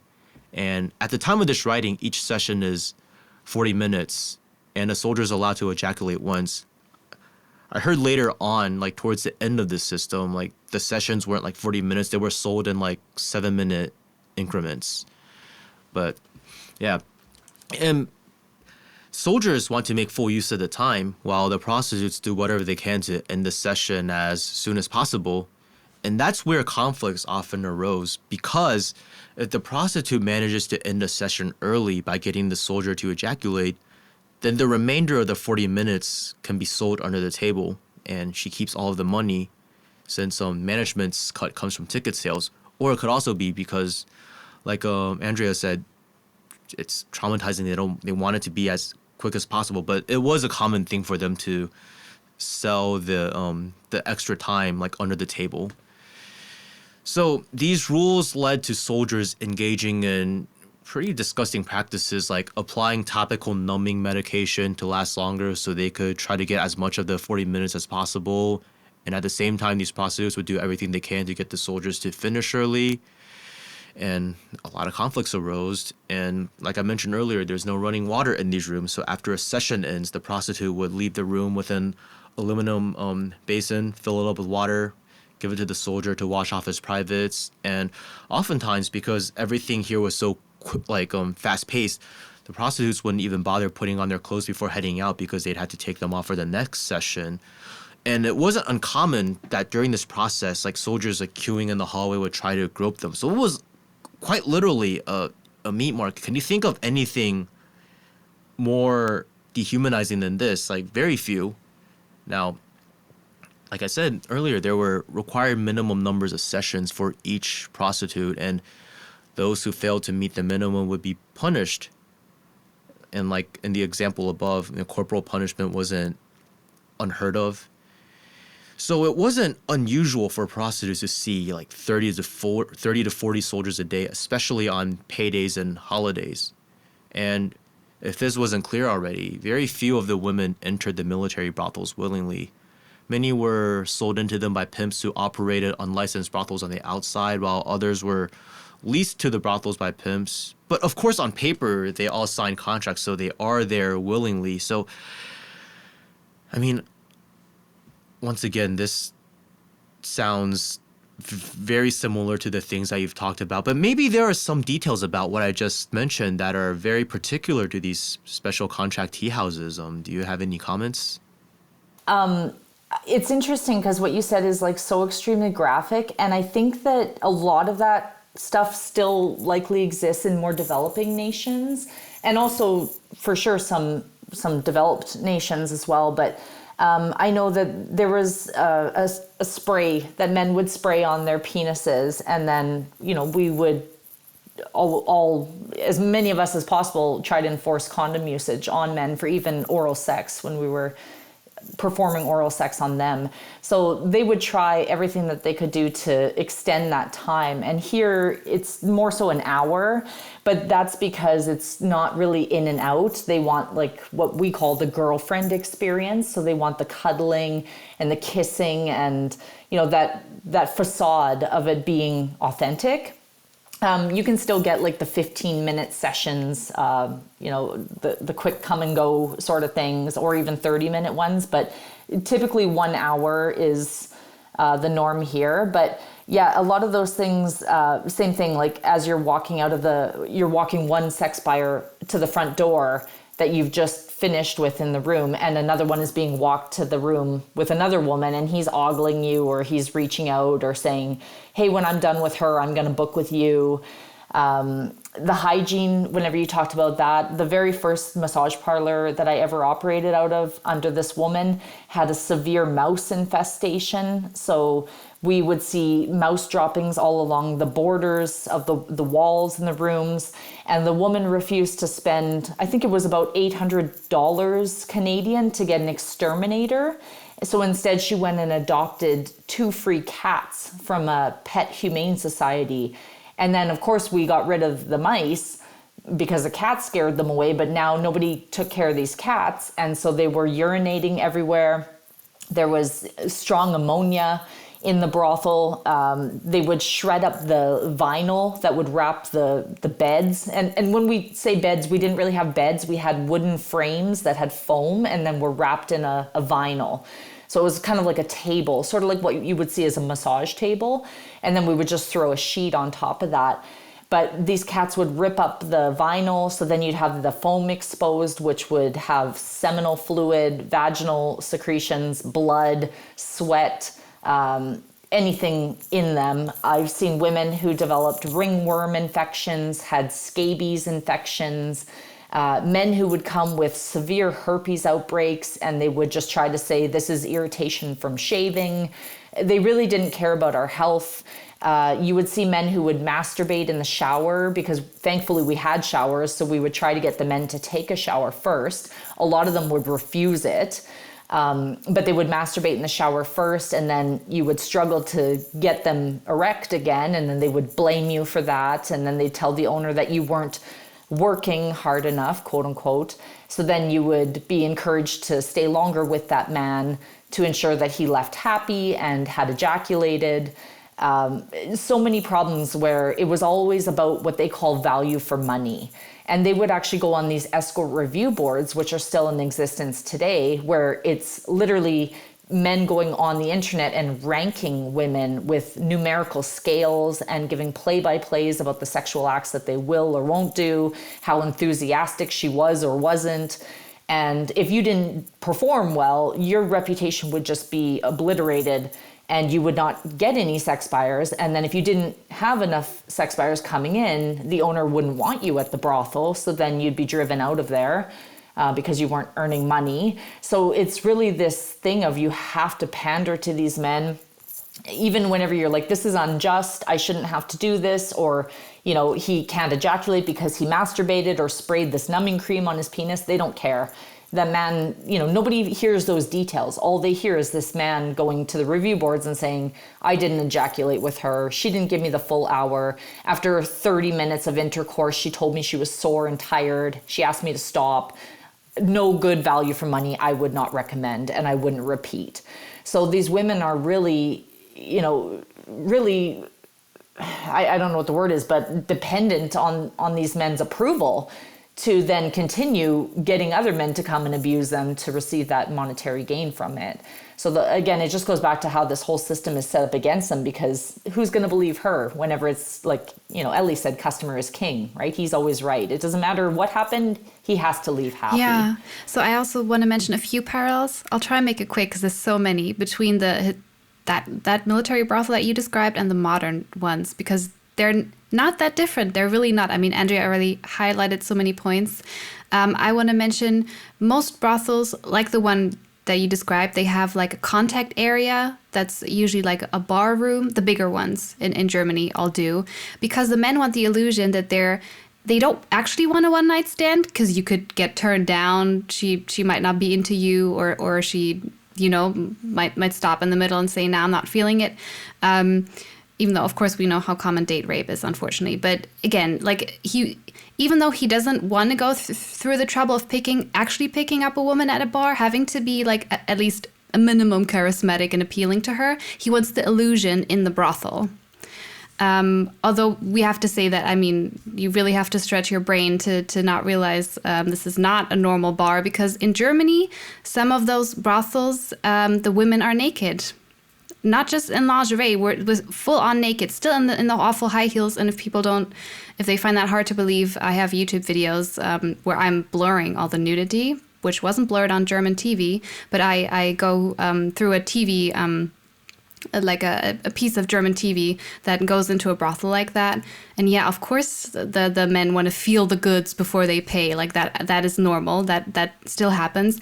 And what you were saying with the pictures on the wall, if that sounds horrible to people, that's just prostitution advertisement. Today, we just do that online. We just do that on the internet. All the women have to upload pornographic or semi-pornographic images of themselves on the escort or brothel sites. That's just how it works. Because the men, they want to filter women. I want a woman who's this type of body, this type of race, this type of hair length, shaven, not shaven, pierced, tattoos, not smoker, non-smoker, trans or not trans, or whatever.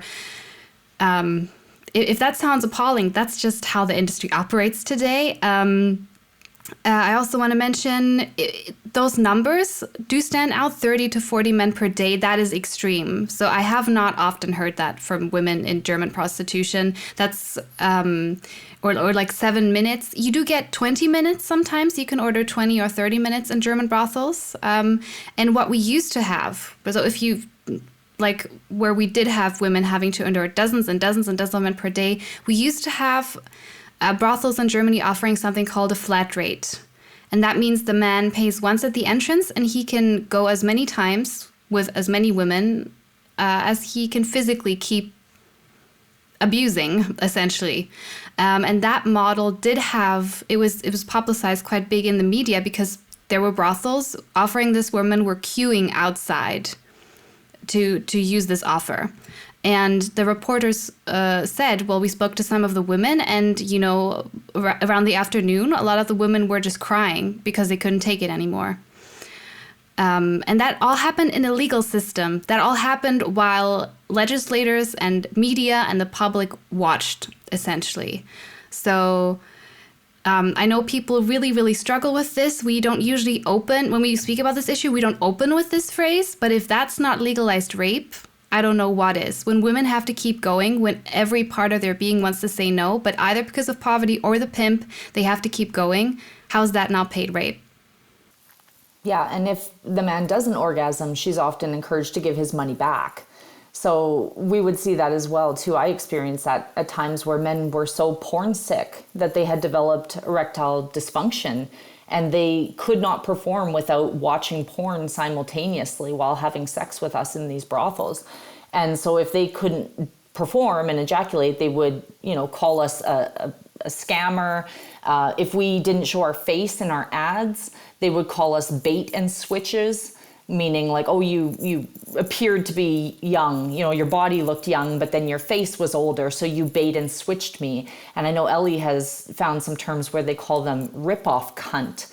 So that's what the German Johns say, yeah. Yeah, so there's like all these very graphic terms where the woman has to come to his mind of what the experience will be. And if she falls short of that, then there's this expectation that, again, she has to give the money back or take no money.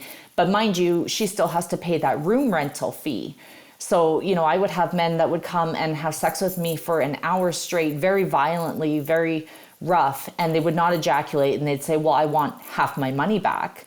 And I would say, well, I gave you the full hour of my body. I have to pay, you know, however much it was at the time, $40, $50 to the owner of the brothel. Like, I did the things on my end. It's not my issue that you were unable to ejaculate.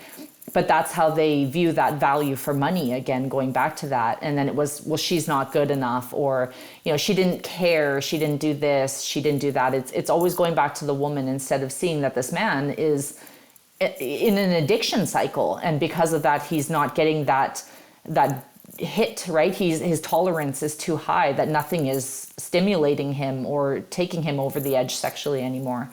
And so all that onus is always put on the woman, and she's the one that bears the brunt of that anger or frustration of the sex buyer.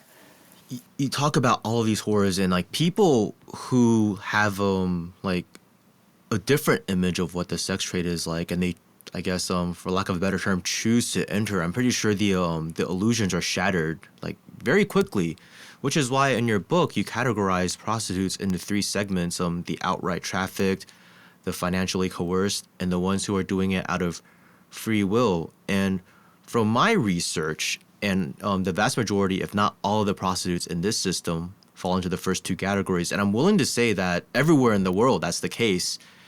And it seems to me that the ones in the first 2 categories typically don't want attention, while the ones in the 3rd category tend to be a more vocal minority with very different sensitivities from those in the first 2. I really can't imagine the self-identified sex workers who glorify the sex trade having much in common with the women stuck in the system I just described. And I can't imagine like any of these women in the military brothels falling into that like 3rd category. Am I spewing nonsense, or am I onto something? I think what's interesting is, like, because of sex work ideology coming about since largely the late 70s, early 80s, I believe that's really kind of the first onset of when we're starting to see people who do actually have equally viable options entering prostitution. And those, again, are the ones that are the vocal minority, like you said, that are really strongly pushing full decriminalization, that are fully independent, have never been trafficked, are educated, some of them master's degrees, undergraduate degrees. And so there is that portion, but what I have found, especially since writing that paper, which that's what I'm citing in that book, I have found that even those level 3, those fully autonomous sex sellers, when you actually really go back very far in their life, into their childhood and into, their upbringing and kind of the formation of their identity, you do start to see that they actually do have some things in common with the women who are quasi-autonomous. Maybe not necessarily with those who are trafficked, but the more that I've spent more time looking into it, I do believe that the fully autonomous women actually, even though they are making that conscious decision to go in on their own accord, there is always something that has led them there. So I've met hundreds of women who have sold sex, and I would say there's maybe one woman who almost convinced me that she was a fully autonomous so-called sex worker. Did they meet the criteria again of not being trafficked and not having debt bringing them there? Yes. So in that sense, they were autonomous, but did they actually have the full self-worth and, the self-love and confidence and all those things that we want to be embedded in us as children given to them? No, most of them still didn't. They were still there because of low self-worth, somebody who had, cheated on them, a boyfriend maybe, and made them feel like, I'm going to reclaim my sexuality, I'm going to be the one in charge. There was still a lot of those justifications that kind of led them to believe that they were autonomous. But the longer I've done the research and spoke to more women, it kind of unravels the more that you actually get to know them and their stories. And I would agree with that. We found that in Germany too. We have some very vocal supporters to say, I'm a sex worker, I want to do this. And first of all, I wouldn't discount everything they say. They sometimes have legitimate criticism or things that we even agree with the current policies that aren't working. So I wouldn't even discount their voices as just like pimp propaganda. I don't think it's that simple. I might disagree with their ultimate analysis, whether the industry, should be around or should be normalized or not. But I don't discount all of the things they say. They have valid points they make, and they also face stigma and hate from society that I don't think they should be getting.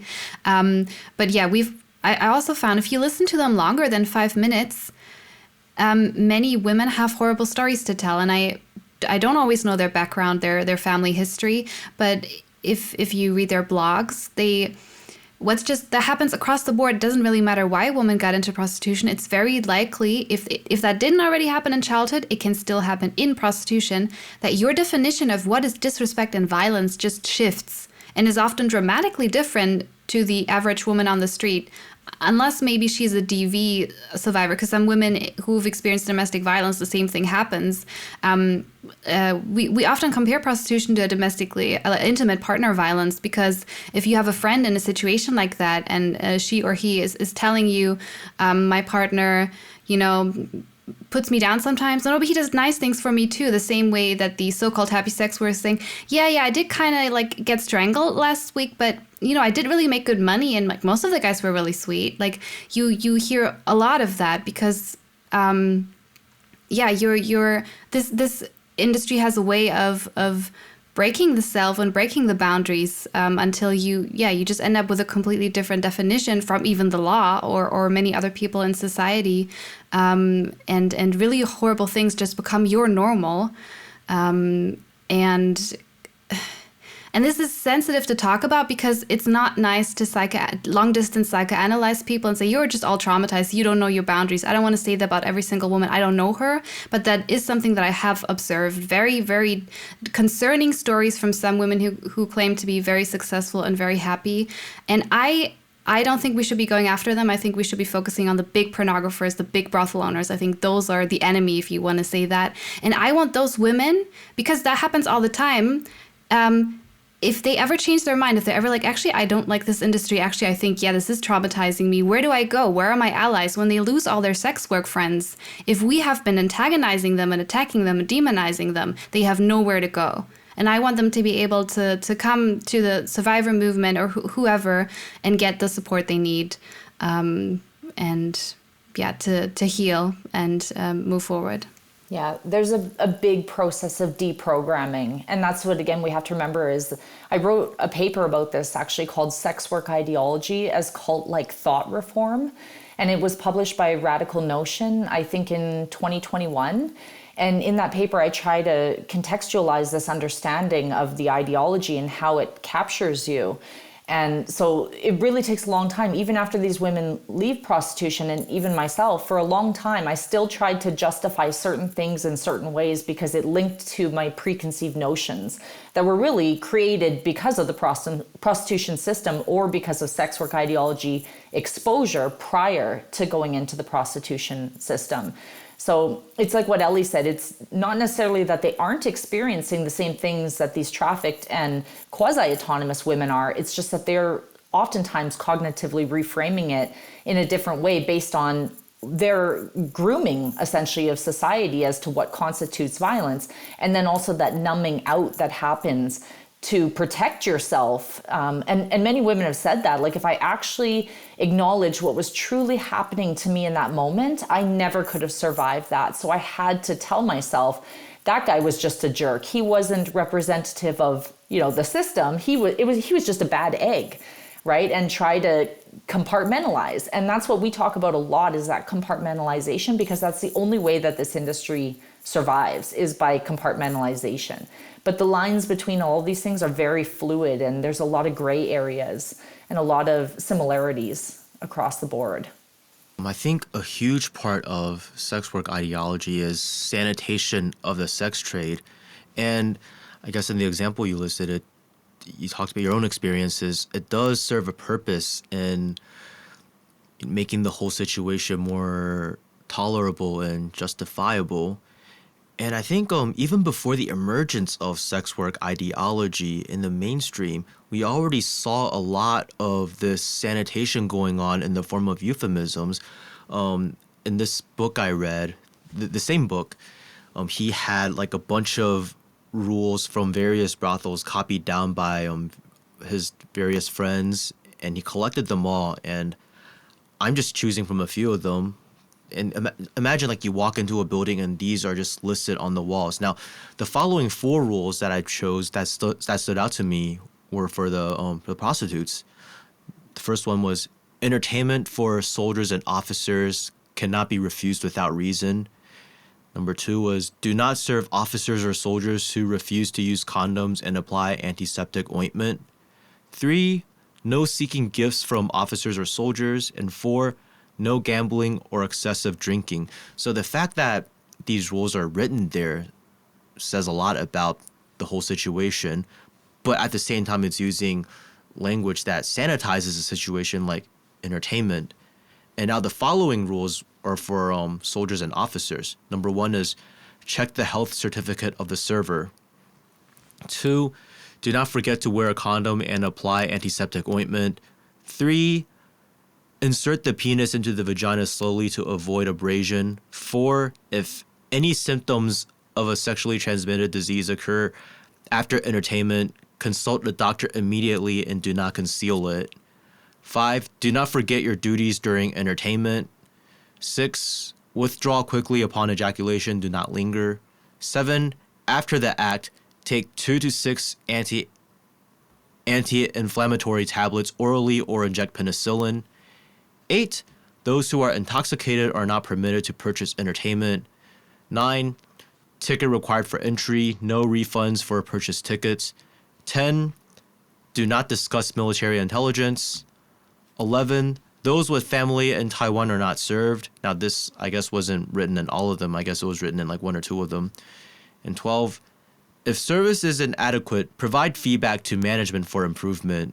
And the purpose of this is like talk to management as opposed to arguing directly with the prostitute. So, I mean, you notice how, like, instead of calling them prostitutes, in these rules, they were called 适应生, which is like waitress or server or attendant. And the sessions, like I mentioned earlier, were called 娱乐 or entertainment. It's not too dissimilar, in my opinion, to how today there are various euphemisms for prostitution, like sex work or escorting. So wouldn't you say that these sorts of euphemisms exist because most people innately know that the commodification of sex eats away at the dignity of, all parties involved? Yeah, and I think if you said, like, when purchasing a woman, make sure you do this, I think that would be different, and I think that's why we really do everything that we can to try to not only debunk labor language, but also just try to not use it. And that is incredibly difficult. Like, it is so hard to not use those terms because they have been just swallowed up by every institution, academia, commonplace society, everybody. Like, if you even say, prostituted woman or woman selling sex, they will say, you need to use the term sex worker, give her her dignity. And they can't understand how that's actually very counterintuitive to it for what you said. It's removing that woman as a human and it's putting her into this analogy that she is a worker. And so, yeah, it's very destructive, but it's very hard to avoid, like I said, because it has just been completely embedded in all of the language everywhere, even by some abolitionists. And, they're well-intentioned, but they think, well, that's me giving dignity to the woman by calling her sex worker because I hear from all these sex work organizations that that's the appropriate term. And I've read academic papers and even abolitionists call her that. So that's what I should call her. But then it has that effect of perpetuating that labor analysis as the core foundation of examining this issue rather than human rights analysis. There's so much to say about language, and I won't give a whole essay because I'll just recommend that we've done an episode about that so people can check that out in our podcast.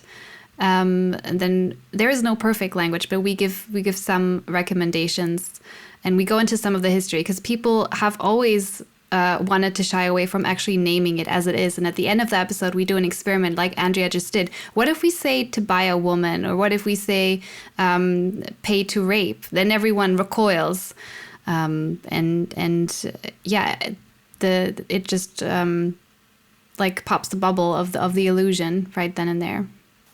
Yeah, like sex buyer, that's an example right there, right? If you said woman buyer or body buyer, that would not only be more accurate because you're not buying sex, you're buying, you're renting the use of somebody for your infliction of sexual acts because it's not mutual. She's not engaging in actual sex with you. It is you as a man or a sex buyer conducting sexual acts basically upon her rather than it being an equal exchange. So if you said woman buyer or body buyer or exploitation buyer, something like that, like it, people would be, oh my gosh, they'd be all up in arms, but that's the truth. And that's really what language we should use. But at the same time, people then say it dehumanizes the woman. And then we get back into that autonomy argument around choice feminism. And then it's that push and pull of what is the appropriate language. All of this was legal that I just mentioned. And what does it say when you have all of these rules just written nonchalantly on the wall with this sanitized language? I mean, if you're a normal person, I feel like if you heard all of those rules, it's just very ridiculous and unimaginable. But this was something that was very normalized for decades. And not only were there rules written on the walls using this sanitized language, since these were military brothels, you also had propaganda slogans that were specific to the military brothels. Like one was a what? 勿谈风月,勿论军情. So do not engage in romance, do not discuss military affairs. Now, the fact that do not engage in romance was even written out in a slogan, what does that say? It means that anything that they tell you not to do has probably happened on more than one occasion. So you have situations of these like men who become infatuated and whatever. And also another one, 尽情娱乐,勿忘军欲. So enjoy yourself to the fullest, but do not forget the military's honor. What honor in the military when you're doing all of this? I mean, you're talking about the government that continue to claim legitimacy over all of China and the country's honor, and how what is it, like we're going to save our suffering compatriots on the mainland from communism. But imagine yourself to be one of these women in these brothels. All of those slogans, what did they mean? Like, they can't even save the women in the territory that they do have control over. How are they going to save compatriots on the mainland? You know, and one of the first things that was done was when the communists took over on the mainland was to address the prostitution issue. Now, was it successful? I mean, for a while it was, but then as market reforms happened and these like income disparity, wealth gaps increase, we saw some of these social ills coming back. But I mean, just compare and contrast. Now, I have 2 newspaper articles and 1 magazine article, all having to do with military brothels. And since there's 3 of us and 3 articles, I was thinking maybe we can each read one. And like I said earlier before our recording, if you need help with names, just let me know. I'll help out. So who would like to read the first one? I think we settled on you doing that one, didn't we? Okay, I will do that then. So this was an article written on December 25th, 1960. And the title is Daughter Escapes with Lover, Father Captures Her with Armed Escort. Adopted daughter sold into prostitution. And the thing begins with, on the eve of Christmas, in front of the Provincial Women's Association on Cross-Strait in our city, meaning Taipei City, several unidentified assailants used a taxi to abduct a couple. The couple shouted for help, and the nearby Criminal Investigation Division of the 7th Police Precinct immediately dispatched officers. They took the couple to the station for protection and captured one suspect, Li Zhigao, who was suspected of unlawful detention. The other assailants had all fled by car. According to the preliminary investigation by the police, this is a case involving a father deceiving his daughter, who was under 15 years old, to work in a contract tea house as a prostitute. A young man assisted the girl in escaping from the situation and came to Taipei to seek help from the Provincial Women's Association to mediate a marriage. However, her father, along with several other assailants, attempted to adopt the girl and her fiancé. The police find the case to be very complicated and are currently continuing their investigation. They are also coordinating with the Pingdong Police Department to apprehend the fugitive assailants. Li Jinlian was born on May 20th, 1946, and is still a young girl under the age of 15, or I guess under the age of 16. She lives at number 8 Huiyao Lane in Pingdong City. According to her cheerful account at the police station, she is the biological daughter of Li Zhigao and has 2 sisters and 2 brothers. Due to her father's severe gambling addiction, the family was left penniless. In 1958, her father sold her to Lin Yuecai at number 10 Xiangyu Lane in Pingdong City to be an adopted daughter. 3 months ago, her adoptive mother forced her to work as a tea house girl at the contract tea house Chunxi in Pingdong, using the excuse of her losing one eye. So I guess the mother lost an eye and needed money for that. In October of this year, her father bought her back for 7,500 new Taiwan dollars. Her father picked her up from her adoptive mother's home under the pretense of going home for a family visit. However, he instead brought her to the home of a man surnamed Zhuang near a contract tea house on Jianguo Road in Pingdong. She stayed at Zhuang's house for a few days, where Zhuang deceived her into thinking she would work as a server at the tea house. After Li arrived at the tea house, her father bought her a suitcase and a 4-tailed gold necklace, while Zhuang bought her a watch and some clothing. Upon arriving at the tea house, Zhuang forced her into prostitution, threatening to lock her up if she refused. Li further stated, she was assigned the number 11 at the tea house and was sold there on retrocession day, October 25th of this year. She had a key to a room and shared the room with number 17. Unable to endure the torment, she escaped by car at around 3 a.m. on the 4th of this month and stayed at her boyfriend Guo Shicheng's house for over 10 days. Her boyfriend was willing to help her escape the difficult situation, and she agreed to marry him. However, her ID and other belongings were confiscated at the tea house. On the 16th of this month, she applied to the Provincial Women's Association for mediation. After receiving a notification 2 days ago from the Women's Association to come to Taipei, the couple arrived together yesterday at around 4 p.m. Following the mediation by the Women's Association, her father, Li Zhigao, and 5 or 6 unidentified men forcibly dragged Li and her boyfriend Guo onto a taxi as they left the building. Li desperately shouted for help, prompting her rescue by the 7th Police Precinct. The assailants then fled by car, one of whom was Zhuang. Li's father was arrested by the 7th Police Precinct due to being restrained by Guo. Guo Shicheng, a 25-year-old carpenter from Pingdong, resides at number 91 Gongyong Road in Pingdong City. According to a statement at the police station, his home is near the Chunxi Public Tea House. He met Li Jinlian at the Chunxi Tea House in early October this year. Although Li is young, she is a beautiful, kind, and lovely girl. The two of them had a good relationship. Unexpectedly, on the day of retrocession day, Li was sold to the tea house. According to what he heard from Li's uncle, Li was contracted to the tea house for a year and a half for the price of 13,500 new Taiwan dollars. Her contract was later extended to 2 years, but he does not know the additional compensation. Unable to endure the suffering, Li escaped in the early morning of the 4th of this month and first went to his house for a few days. On the 16th of this month, she applied to the Provincial Women's Association for mediation. The Women's Association notified both parties to attend the mediation on December 24th. The two of them rushed to Taipei 2 days ago. At around 4 p.m. yesterday, following the mediation by the Women's Association, Guo was asked to pay 3,000 new Taiwan dollars to Li Zhigao. Both parties agreed to set a wedding date. Unexpectedly, as they left the Women's Association building, Li Zhigao and several unidentified men arrived in a taxi, intending to forcibly drag them into the taxi and abduct them. They shouted for help, and the nearby 7th Police Precinct quickly dispatched officers to intervene.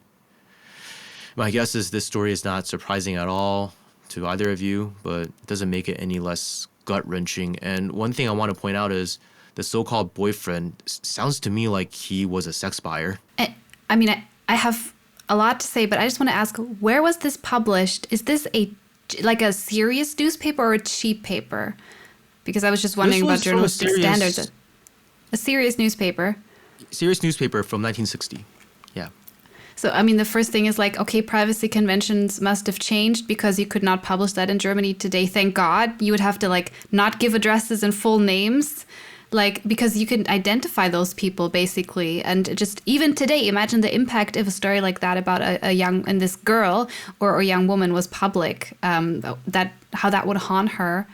I have a lot more things to say, but, there's even a picture. Yeah, getting your picture that unless it's a famous person, you can't do that in Germany. And Right. I guess standards have really changed. Thankfully. I have lots of things to say, but I'll let Andrea go first.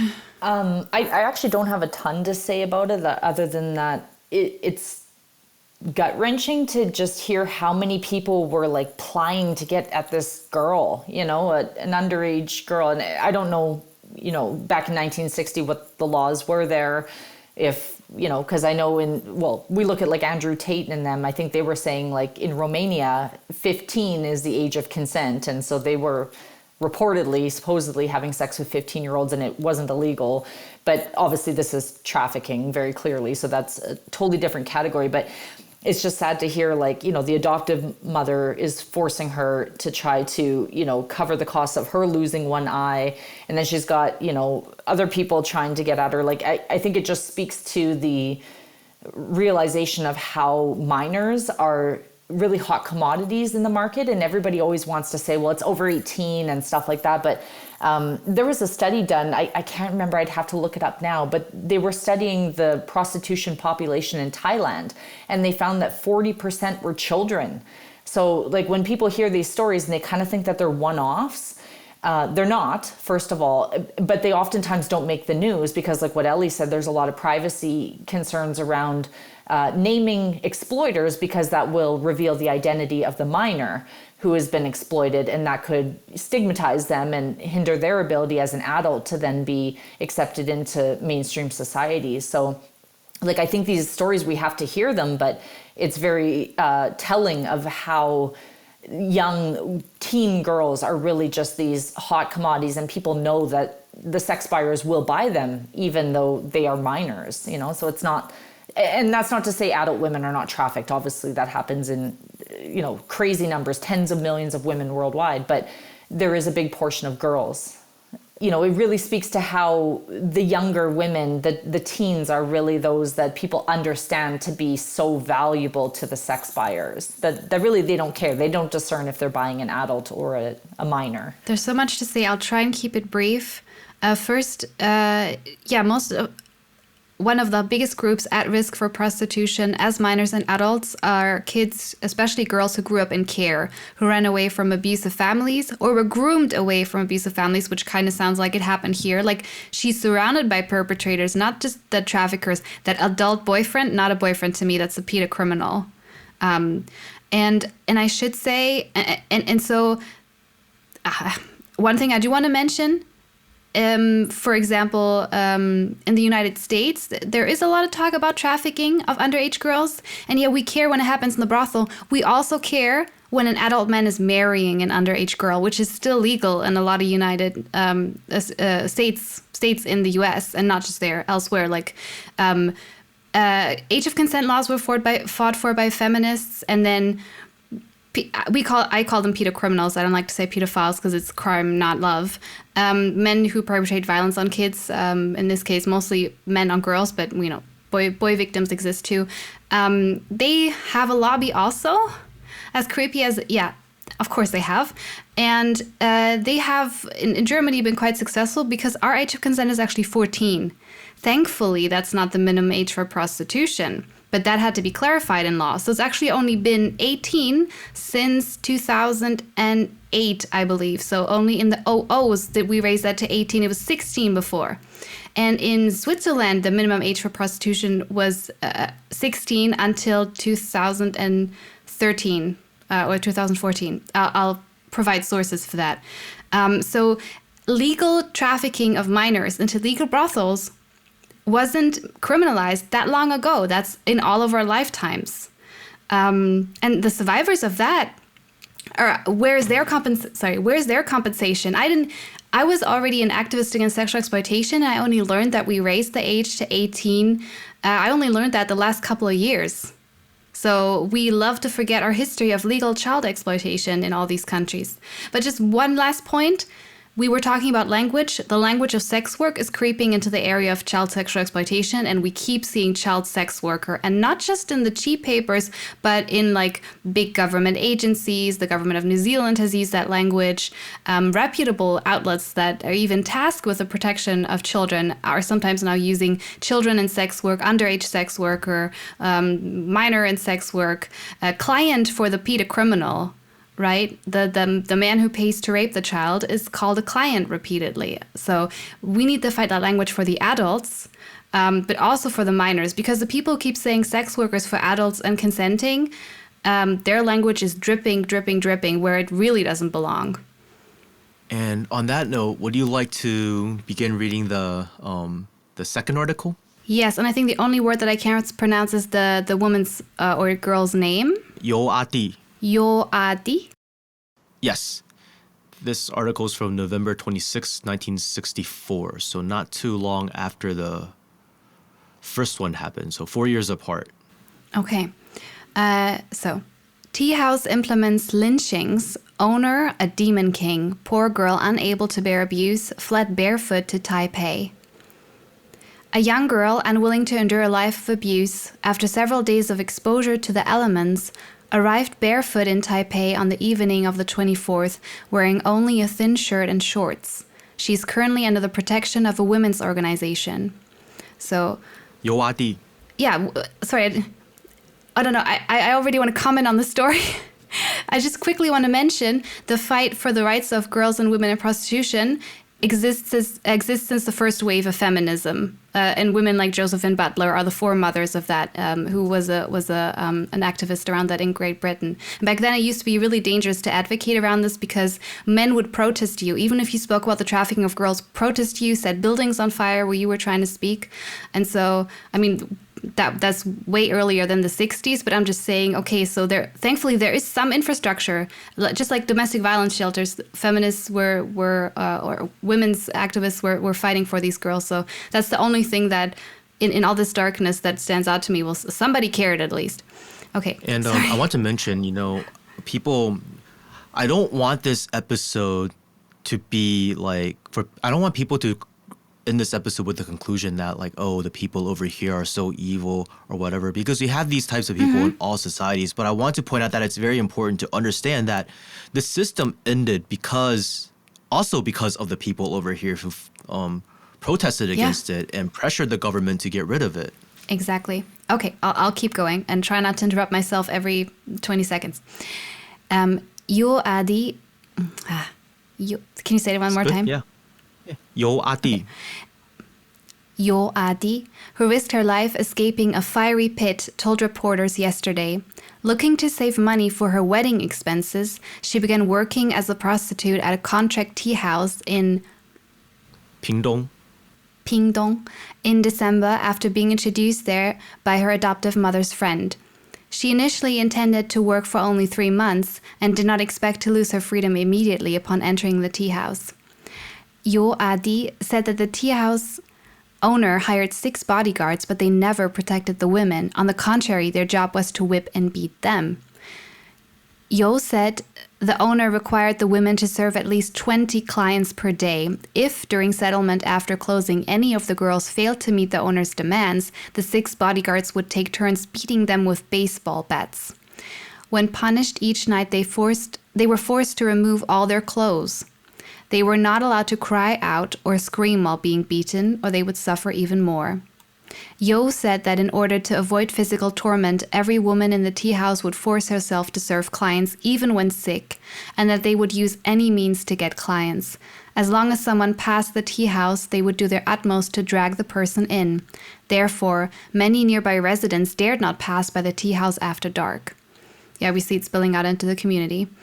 Yo said they worked tirelessly every day to earn money for the owner, but they were only given watery... Congee? I don't know that. It's like a rice porridge, yeah. But they were only giving...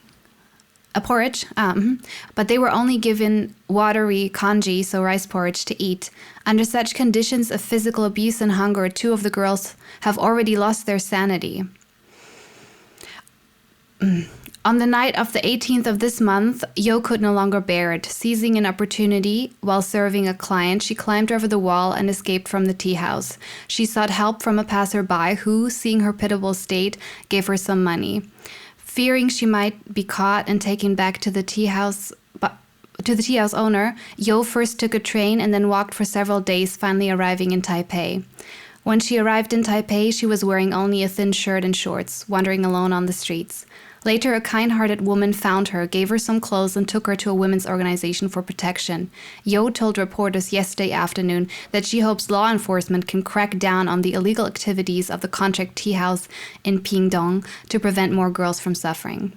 I want to mention Pingdong is the southernmost part of Taiwan, and compared to Taipei, especially back then, it was quite impoverished. So both of these stories involve like women from that area. And the first one, her father had a gambling addiction, but there was also the factor of extreme poverty, and this was during a time when Taiwan was still a developing economy, so you were poor among poor people.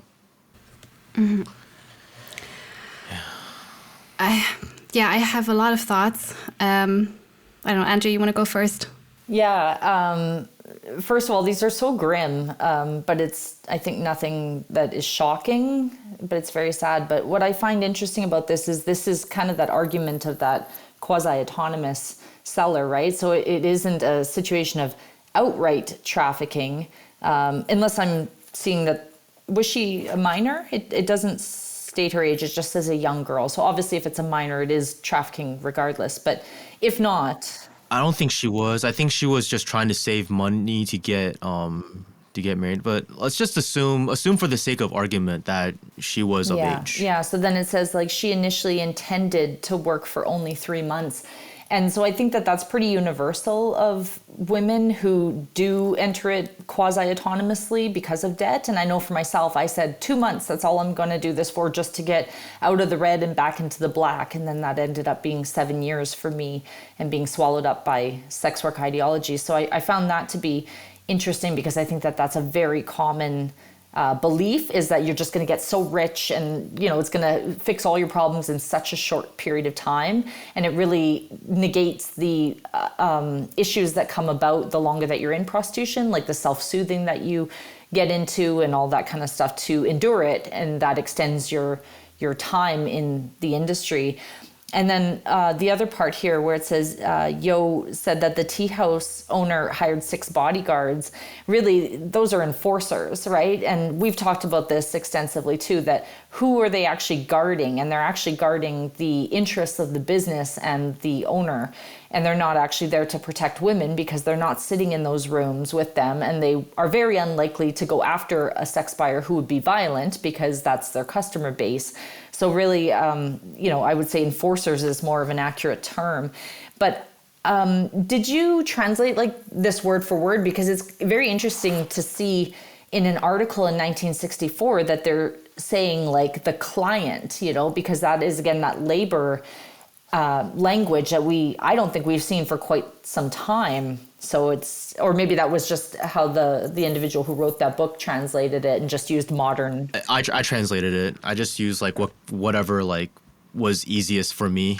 Oh, no. Yeah, no judgment. I just thought if it was word for word, I was like, wow, they were actually still saying like seizing an opportunity while serving a client. Like I was like, wow, that's more modern day language, I think. So I just found that interesting. It's just hard to translate Chinese word for word because there's like a lot of idioms. For example, like 声东击西, like it's 4 words in Chinese, but in English, it literally means to create a feint in the east to attack the west, but it really just means to like confuse your enemy. So it's like, how would you translate that in a way that makes sense? It's one of those things you have to grapple with when translating languages that are this different, Well, and you guys are both multilingual. I am just an English speaker, so I don't understand the concept of, trying to do accurate translation. I know we just probably try to do the best that you can, but yeah, I don't have a ton of comments other than just it's very sad. And also, her walking for days just to avoid being caught and taken back just shows the desperation of women to go to such extreme measures of risk. That they will do that just to try to save themselves. It's just very sad. This was before there was a highway system or high-speed rail. So I have a few points to add. One was when it said the women were very aggressive in trying to get the men to pay. Like you already gave that example from the man in the book where the woman said, please buy me because otherwise what the other thing that'll happen will be worse. And I have read that many times, actually, when men in Germany review brothels, and sometimes they're reviewing them on Google Maps, not in the darknet, on Google Maps. They're writing, these women are so aggressive, they're always tugging on my arm, asking me to go up to the room. Yeah, it's going to be poverty or the pimp or addiction or a mix of all those breathing down her neck. It's not because she's enthusiastic. But it hurts his illusion that this is just a chill night out and this is like a consensual flirt or one-night stand. That's why they don't like the aggression. But you can understand it from the perspective of the women.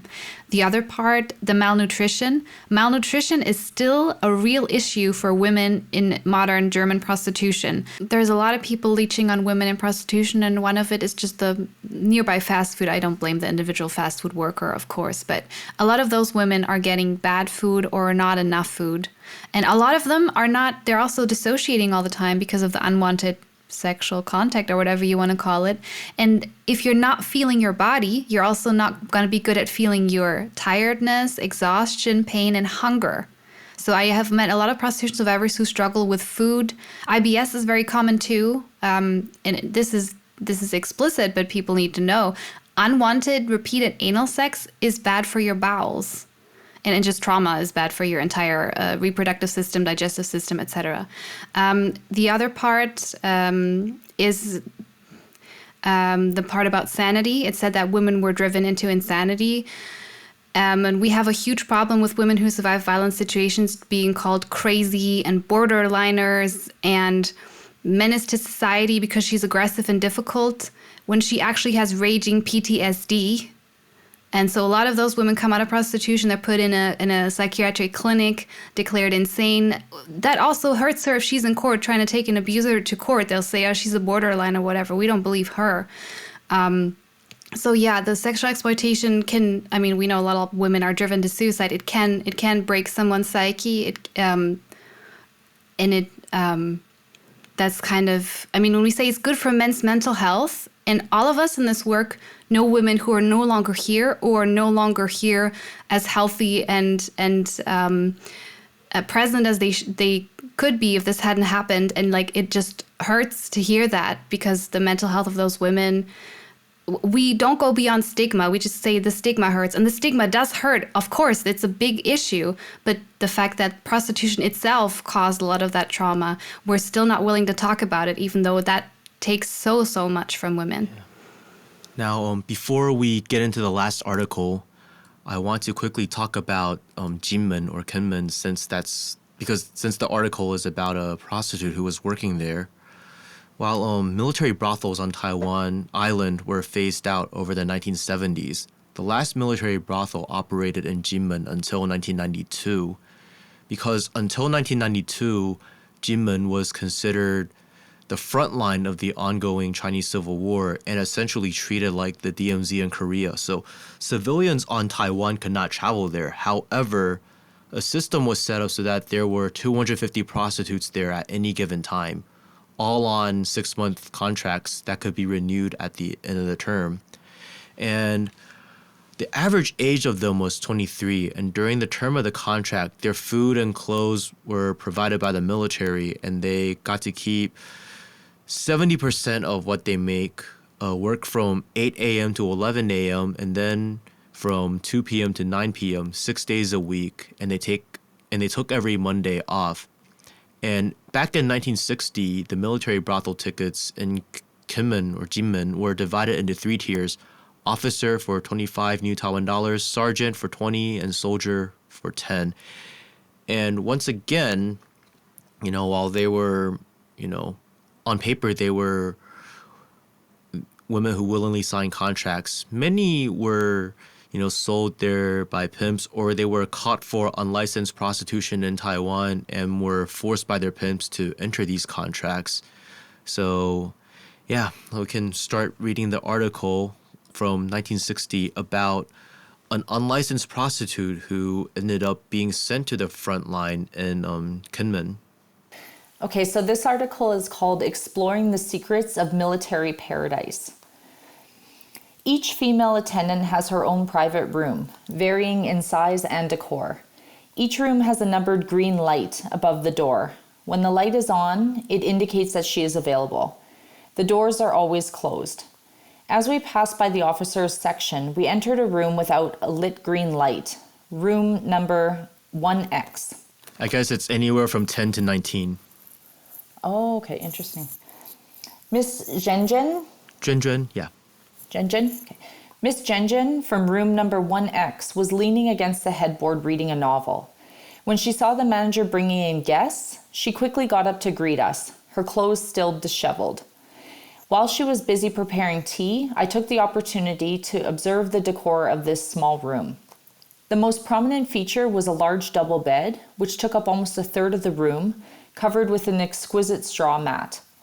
At the head of the bed were 2 embroidered pillows featuring mandarin ducks playing in the water. The novel she was reading, Debts of Emotion, was placed to the side, and the intricately folded quilt was draped diagonally across the bed. A pristine white linen mosquito net hung from silver hooks.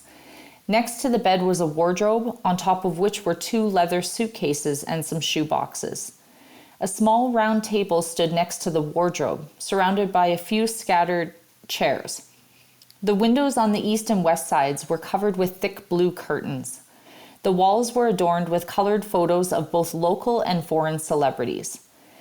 Among these photos, the only one framed showed a high school girl in uniform with the emblem and insignia of X High School.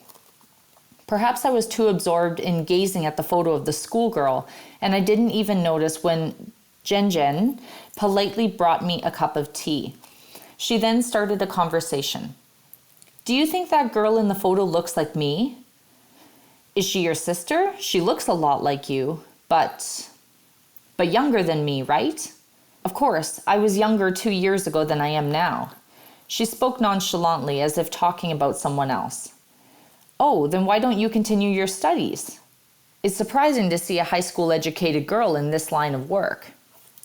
"I'm sorry, Mr. Reporter, but I have no news for you and nothing to tell unless you want to hear a girl's complaints about reality. When I was 17, my father died and my mother fell ill from grief. My younger siblings were still small, so I had to drop out of school to work and support the family. My monthly salary of $300 wasn't enough to cover my mother's medical expenses. Relatives and friends distanced themselves from us, and my siblings were too hungry and dispirited to attend school.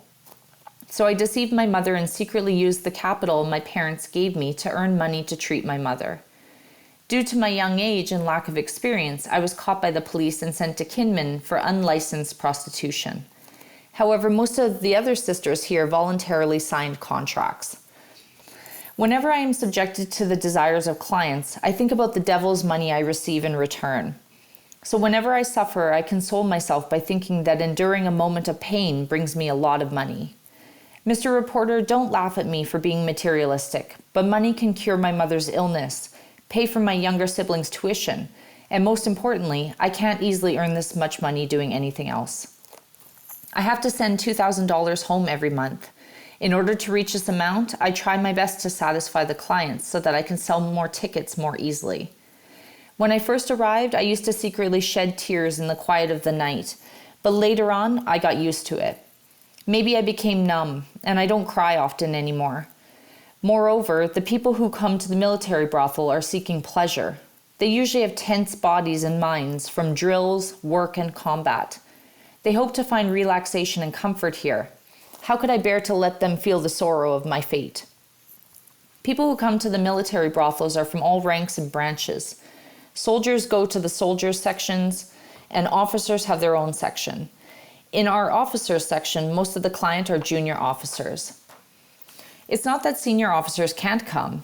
In room 1X next to mine, there's a colonel who comes every night without fail.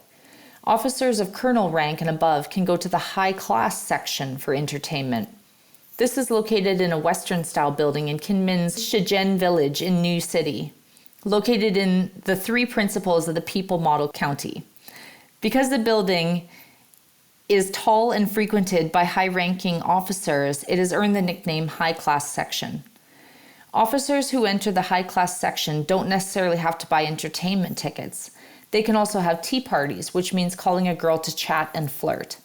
A cup of tea costs 10 new Taiwan dollars, which buys 15 minutes of delightful company. The official cost of sexual services is 30 new Taiwan dollars, with tips being welcome. It is said that several high-ranking officers, including generals, often visit the high-class section, with colonels being the most frequent visitors, many of whom have wives and children at home. A colonel engaged in cultural work said, "As long as I don't neglect my family responsibilities, I see my occasional visits to the high-class section simply as indulging in some fun." In terms of age, those around 30 years old and unmarried visit the most, while Taiwanese, as opposed to mainlanders, officers in their 20s visit less frequently. Officers around 40 years old are regular visitors to the military brothels. Some enlightened unit commanders even encourage their subordinates to come here to satisfy their sexual urges in a proper manner. It is said that visiting the military brothels is also a valid reason for leave approval. I was so focused on listening to the stories of this remarkable woman who had experienced so much. I didn't notice when the manager brought steaming baskets of dumplings and a large bowl of braised dishes. An attendant had already set up 4 sets of bowls and chopsticks, insisting that we stay.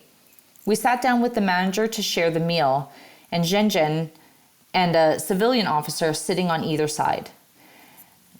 Zhen then took out the bottle of Kinmen Gaoliang liquor from the coffee table and said, "Good food with good wine. I hope Mr. Reporter and the civilian officer will drink to their heart's content."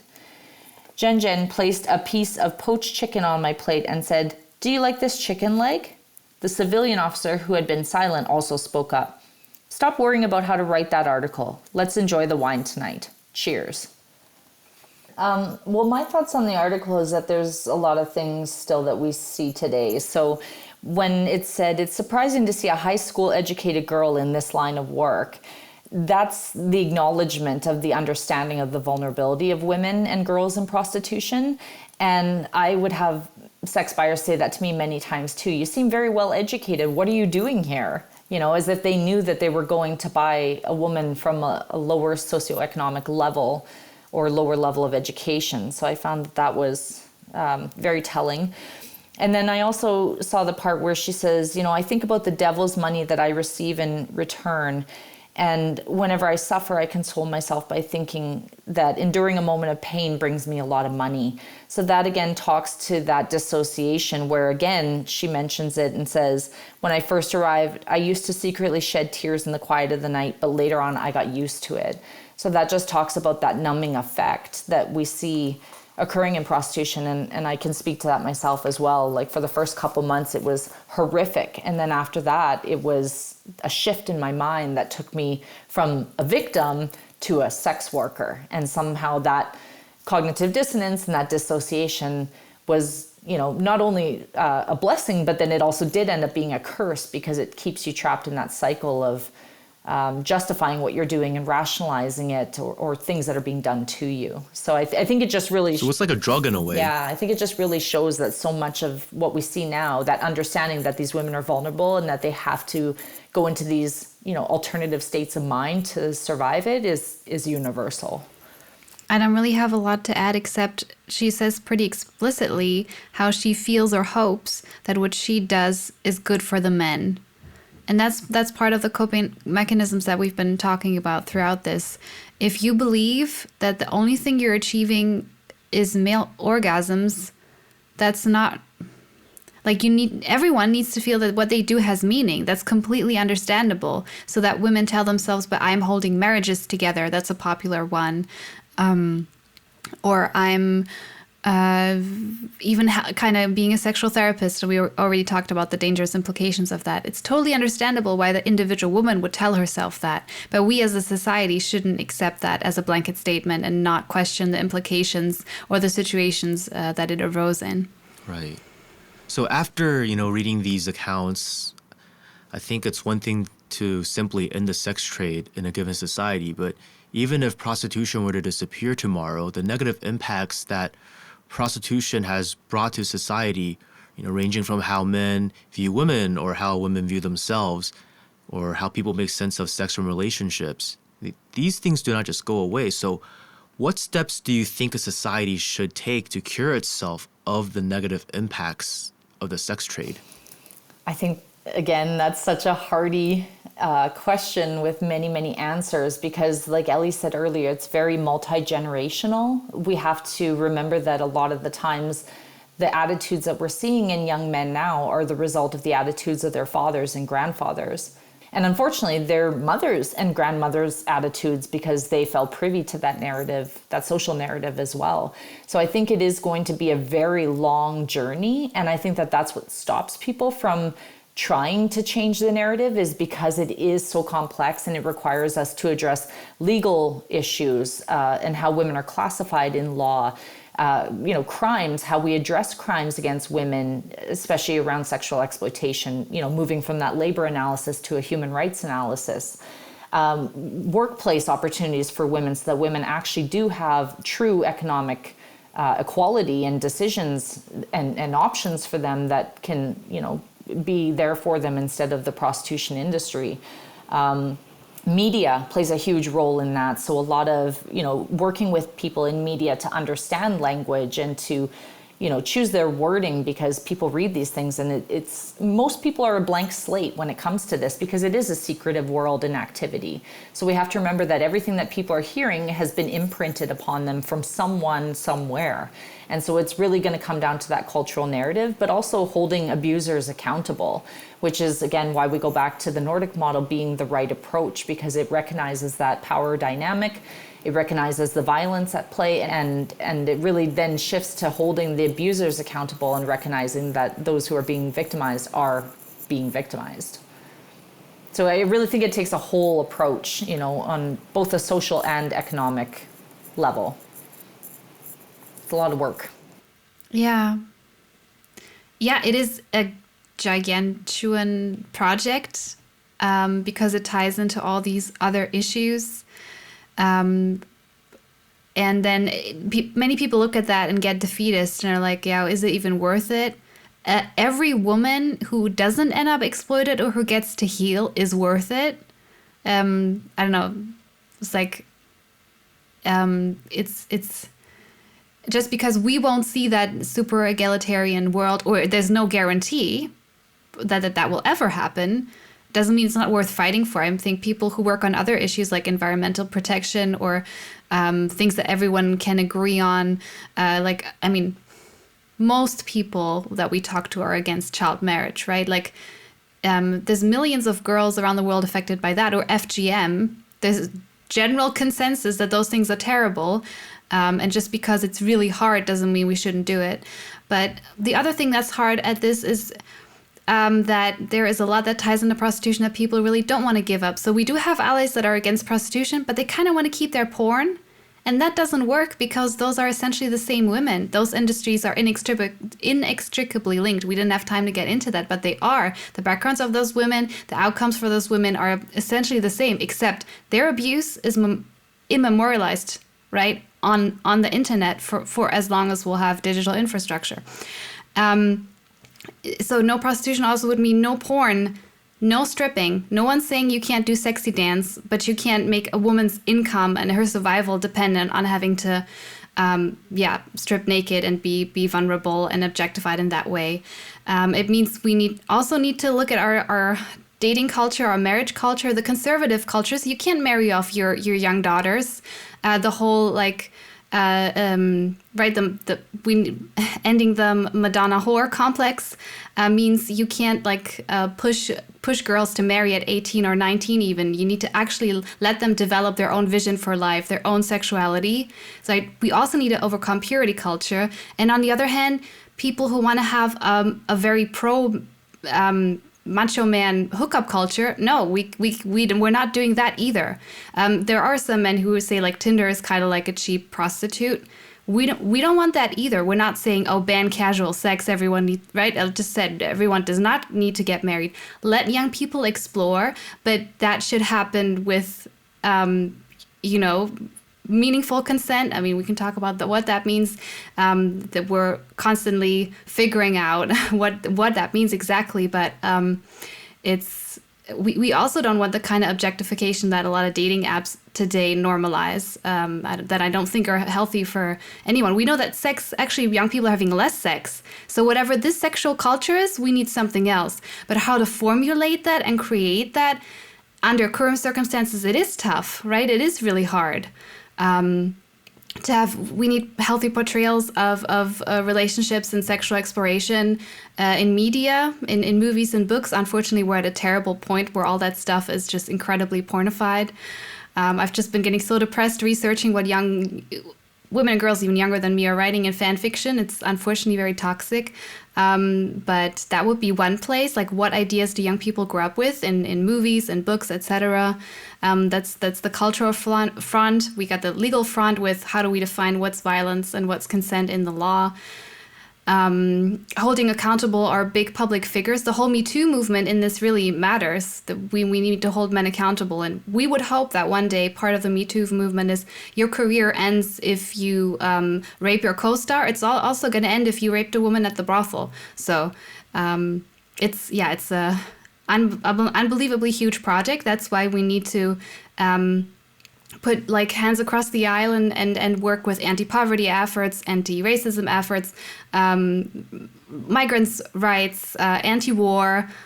We all need to work together on this. Everyone needs to understand prostitution is part of your vision for a healthier world, or it should be. Like fighting prostitution should be part of that. That's what we're working on. And I mean, we're still in the early stages of that. It's still, the project is in its infancy, but that doesn't mean we won't keep trying. And my penultimate next question is somewhat related. And I know the answer, I know your answer to this question, but for the audience, do you think sex buyers can be rehabilitated? And Andrea, I know you've done work at the John School, so maybe you can talk a little bit about that. Yeah, I do believe they can. With that said, I believe most can. I think that there is a portion of them that are highly sociopathic, that are highly narcissistic, self-serving, just don't care about anybody. It's just, they operate on that dopamine hit and that power and control over women. But I think that, it goes back to that hurt people argument where, healthy men don't buy sex. There's men who think that they're healthy, that buy sex, or they come across as healthy men. But when you actually pull the curtain back, you realize there's something that is leading them there and that they aren't an actual well-rounded person. But when you actually remove men from the situation itself, within the brothel, within that sexual transaction, and you try to, pull apart their psyche and kind of, get them to do that introspection, you actually see a lot of them change and see it in a new light, because they're not thinking, with their penile head in that moment versus their actual head, right? So then they can actually hear what you're saying. Whereas when they're engaging with the sex industry, they're being fed that propaganda, right? They're being fed that image, that lie of it. So that's not the time to reach them, really. It's when you can take them out of that context. And then I think that they are very amenable to treatment, but the longer that they purchase sex, the harder that is. With the exception sometimes of some men that have bought it for so long and have seen so much that they no longer can deny it. So it's very, very different, just like it is for the seller, where the dynamic is always unique in some way, but has these universal qualities. It's very similar for sex buyers. And I think, when we actually do heal them and when we educate them, they then oftentimes do share that within their community.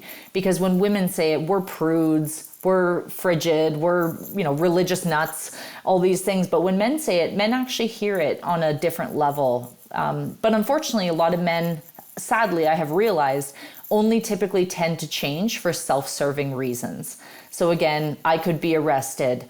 I could get erectile difficulty if I continue with this compulsion. So I think that that's sadly the reality of it. But, if that's how we get men to change for a self-serving reason, that's great. But we also do have to make them care about the women, because eventually they could go back to that, right? If we don't make it the bigger picture for them to actually develop that empathy for women and to be allies of women rather than adversaries. The good news is I have to look up the exact study, but there was a study that asked men the age when they first bought sex, and most start in their 20s. So when we do prevention efforts, that's where we have to focus them on the teenagers and the men in their 20s. And if we stop them from developing this habit, shaping their sexual template with gonzo porn and with brothels, then they're not as likely to get hooked on that later on. It can happen, but it's significantly less likely. So that's the thing. With every new generation, we get another chance. It's just that the current generation and a lot of people with responsibility and power have to say, we don't want to live like this. And unfortunately, there's so much money caught up in this, and a lot of ego too, and a lot of short-term pleasure that mostly men don't want to give up. Right now it's David and Goliath. But like I said, it's making such a difference that we're finally hearing on an increasing scale the voices of women who've lived it, and who've deprogrammed, like Andrea said. And I think that's the real hope. And I see so many minds being changed by that. It's really excellent to hear. So for the audience, if you want to hear more of these very in-depth conversations, give their podcast a listen. They have a whole team of so many people, so no two episodes are going to be the same. They're all sorts of different people from different backgrounds, all with a common goal of letting people know the horrors and the realities of the sex trade, and to let people understand it through a perspective that's not generally presented to them by, in the mainstream, especially nowadays. And related to that is, where do Western universities tend to stand on the subject of prostitution? And have either of you faced any harassment or exclusion in academia from your views, and why? I think that there is still a bit of both narratives, thankfully. Like, you will find some abolitionist-focused works, but when it comes to funding the research, that's where we see a lot of struggle. So a lot of those people have had to do that research out of pocket or through nonprofit collaborations. Whereas if you are writing a paper saying sex work is work and it's fabulous and all these things, you can get a ton of grants. One example is the Open Societies Foundation. So George Soros, a global billionaire, and I think he pays, I could be wrong on this number, please don't quote me. I think he pays about $40,000 for anybody who is doing research or work that supports the full decriminalization of prostitution. So there's a lot of money to be made if you are on the side of sex work ideology, and academia has definitely become increasingly captured by that mindset. But I think that there is still, thankfully, some abolitionist work that is included in there, but it's a little bit more niche, and it goes through peer-reviewed journals such as like Dignity's journal out of Rhode Island University, which only publishes things of abolitionist nature. So sometimes it's not necessarily universities, it's offshoot journals or things like that. Private papers that people write that are independent scholars that aren't necessarily peer-reviewed. A lot of narratives from survivors. Like, thankfully I get to lecture at universities, but then there's other universities I know would never welcome my experiences being shared. So it's really kind of hit and miss, but it's alarming because it is being increasingly captured, and it's weighted more so on the side of sex work ideology. Yeah, and I'm still in the process of getting my degree. I'm finishing my master's, and I'm actually getting that at a Swedish university, because obviously things are different in Sweden. There I can write about what I want. But I do find maybe a pro tip for someone who's in academia: if you're not in social science or gender studies or whatever, if you're in psychology, psychology is kind of captured, but still, like, if you're not in the where you would expect sex work ideology to be strongest, if you're maybe in economics or communications or public health or any of these, where it's maybe slightly less captured, your chance of publishing something could be higher. So when I wrote my bachelor thesis, I was in a design program, so they're not thinking about politics that much over there. So I was just like, yeah, let me just educate the entire department about prostitution now. So if you're not in the, belly of the beast in gender studies, which we don't think at this stage is that great for women. There's a lot of harmful stuff coming out, unfortunately. But if you're in a different field, you can be the first one, or you can be someone to educate your colleagues, basically, or just encourage them to be curious.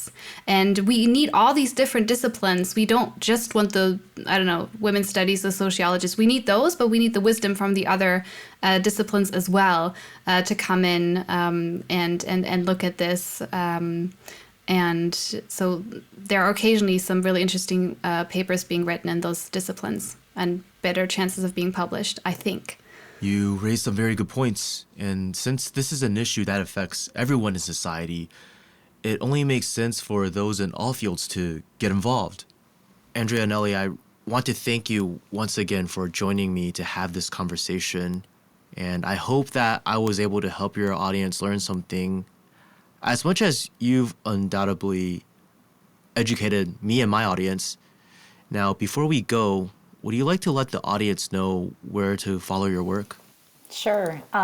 Yeah, and before we go, just thank you again so much, because we really do need men speaking up about this and men from all over the world speaking up about this. And like I said, when we started our conversation, you've always really shown yourself to be a really strong ally of women and girls, and especially those who have faced exploitation. So just want to say thank you. And to all your listeners, you're very fortunate to get the insights of Xiangyu. He's got a lot of really great ideas and good contextual framing of things. So I can mostly just be found on Twitter, which is at Heinz Site 2020. So my last name and then Site 2020.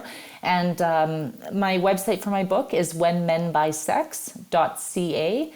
And I would appreciate anybody who is willing to purchase a copy, because 100% of the profits will be going to end demand initiatives as well as exit opportunity programs for women who are currently being exploited in prostitution. So it's a gift that you're giving to women by purchasing a copy of the book and also receiving some really good education at the same time. And you can also find me on Twitter for as long as it's around. We'll see if Musk drives it into the ground completely eventually. But anywhere on the internet, if you Google me, I'm thankfully the only Elly Arrow. So that's ELLY, an arrow, like bow and arrow. And if you find me on Twitter, you will find my link tree, or you can just put in Elly Arrow and Linktree, and that has everything, has my YouTube channel, my blog, different projects and research or media projects that I've participated in. And of course, there's our podcast, Red Light Expose, that's on pretty much all the big podcasting platforms and completely for free, though we appreciate donations because we run on a volunteer base, but we still have costs, like the recording software, the website, and we want to pay the survivors who come on to speak about their experiences. We don't want them to have to recount anything without some compensation. So if you support us, that's where that money will go. It does not go into our pockets. It funds those things. Very admirable work, and just the whole not taking money for your book or your podcast. So yeah, that's how it's. People like us sometimes get accused of being grifters, but I think that's the last thing. That's the last thing you guys are. We've actually expended a lot of our personal money into projects. So when people say, oh, you're just trying to sell a book, I say, well, yes, I am, but I'm not actually making money. And I put my own money into a lot of these projects, and Elly has as well. So we're very passionate about it. And, we can't do everything. And that's why it does take, a community takes a village to cover all the costs of everything. So like she said, we appreciate any support for sure. Thank you. So yeah, once again, thank you very much for coming onto my show, taking this much time out of your very busy schedules. Yeah, thank you for all the research, because it sucks with the language barrier, because I've always been interested in Southeast Asia, but I cannot read the original sources because my Japanese or Korean or Chinese isn't good enough. So it's good to have someone translate that, because otherwise the knowledge won't cross the language barrier.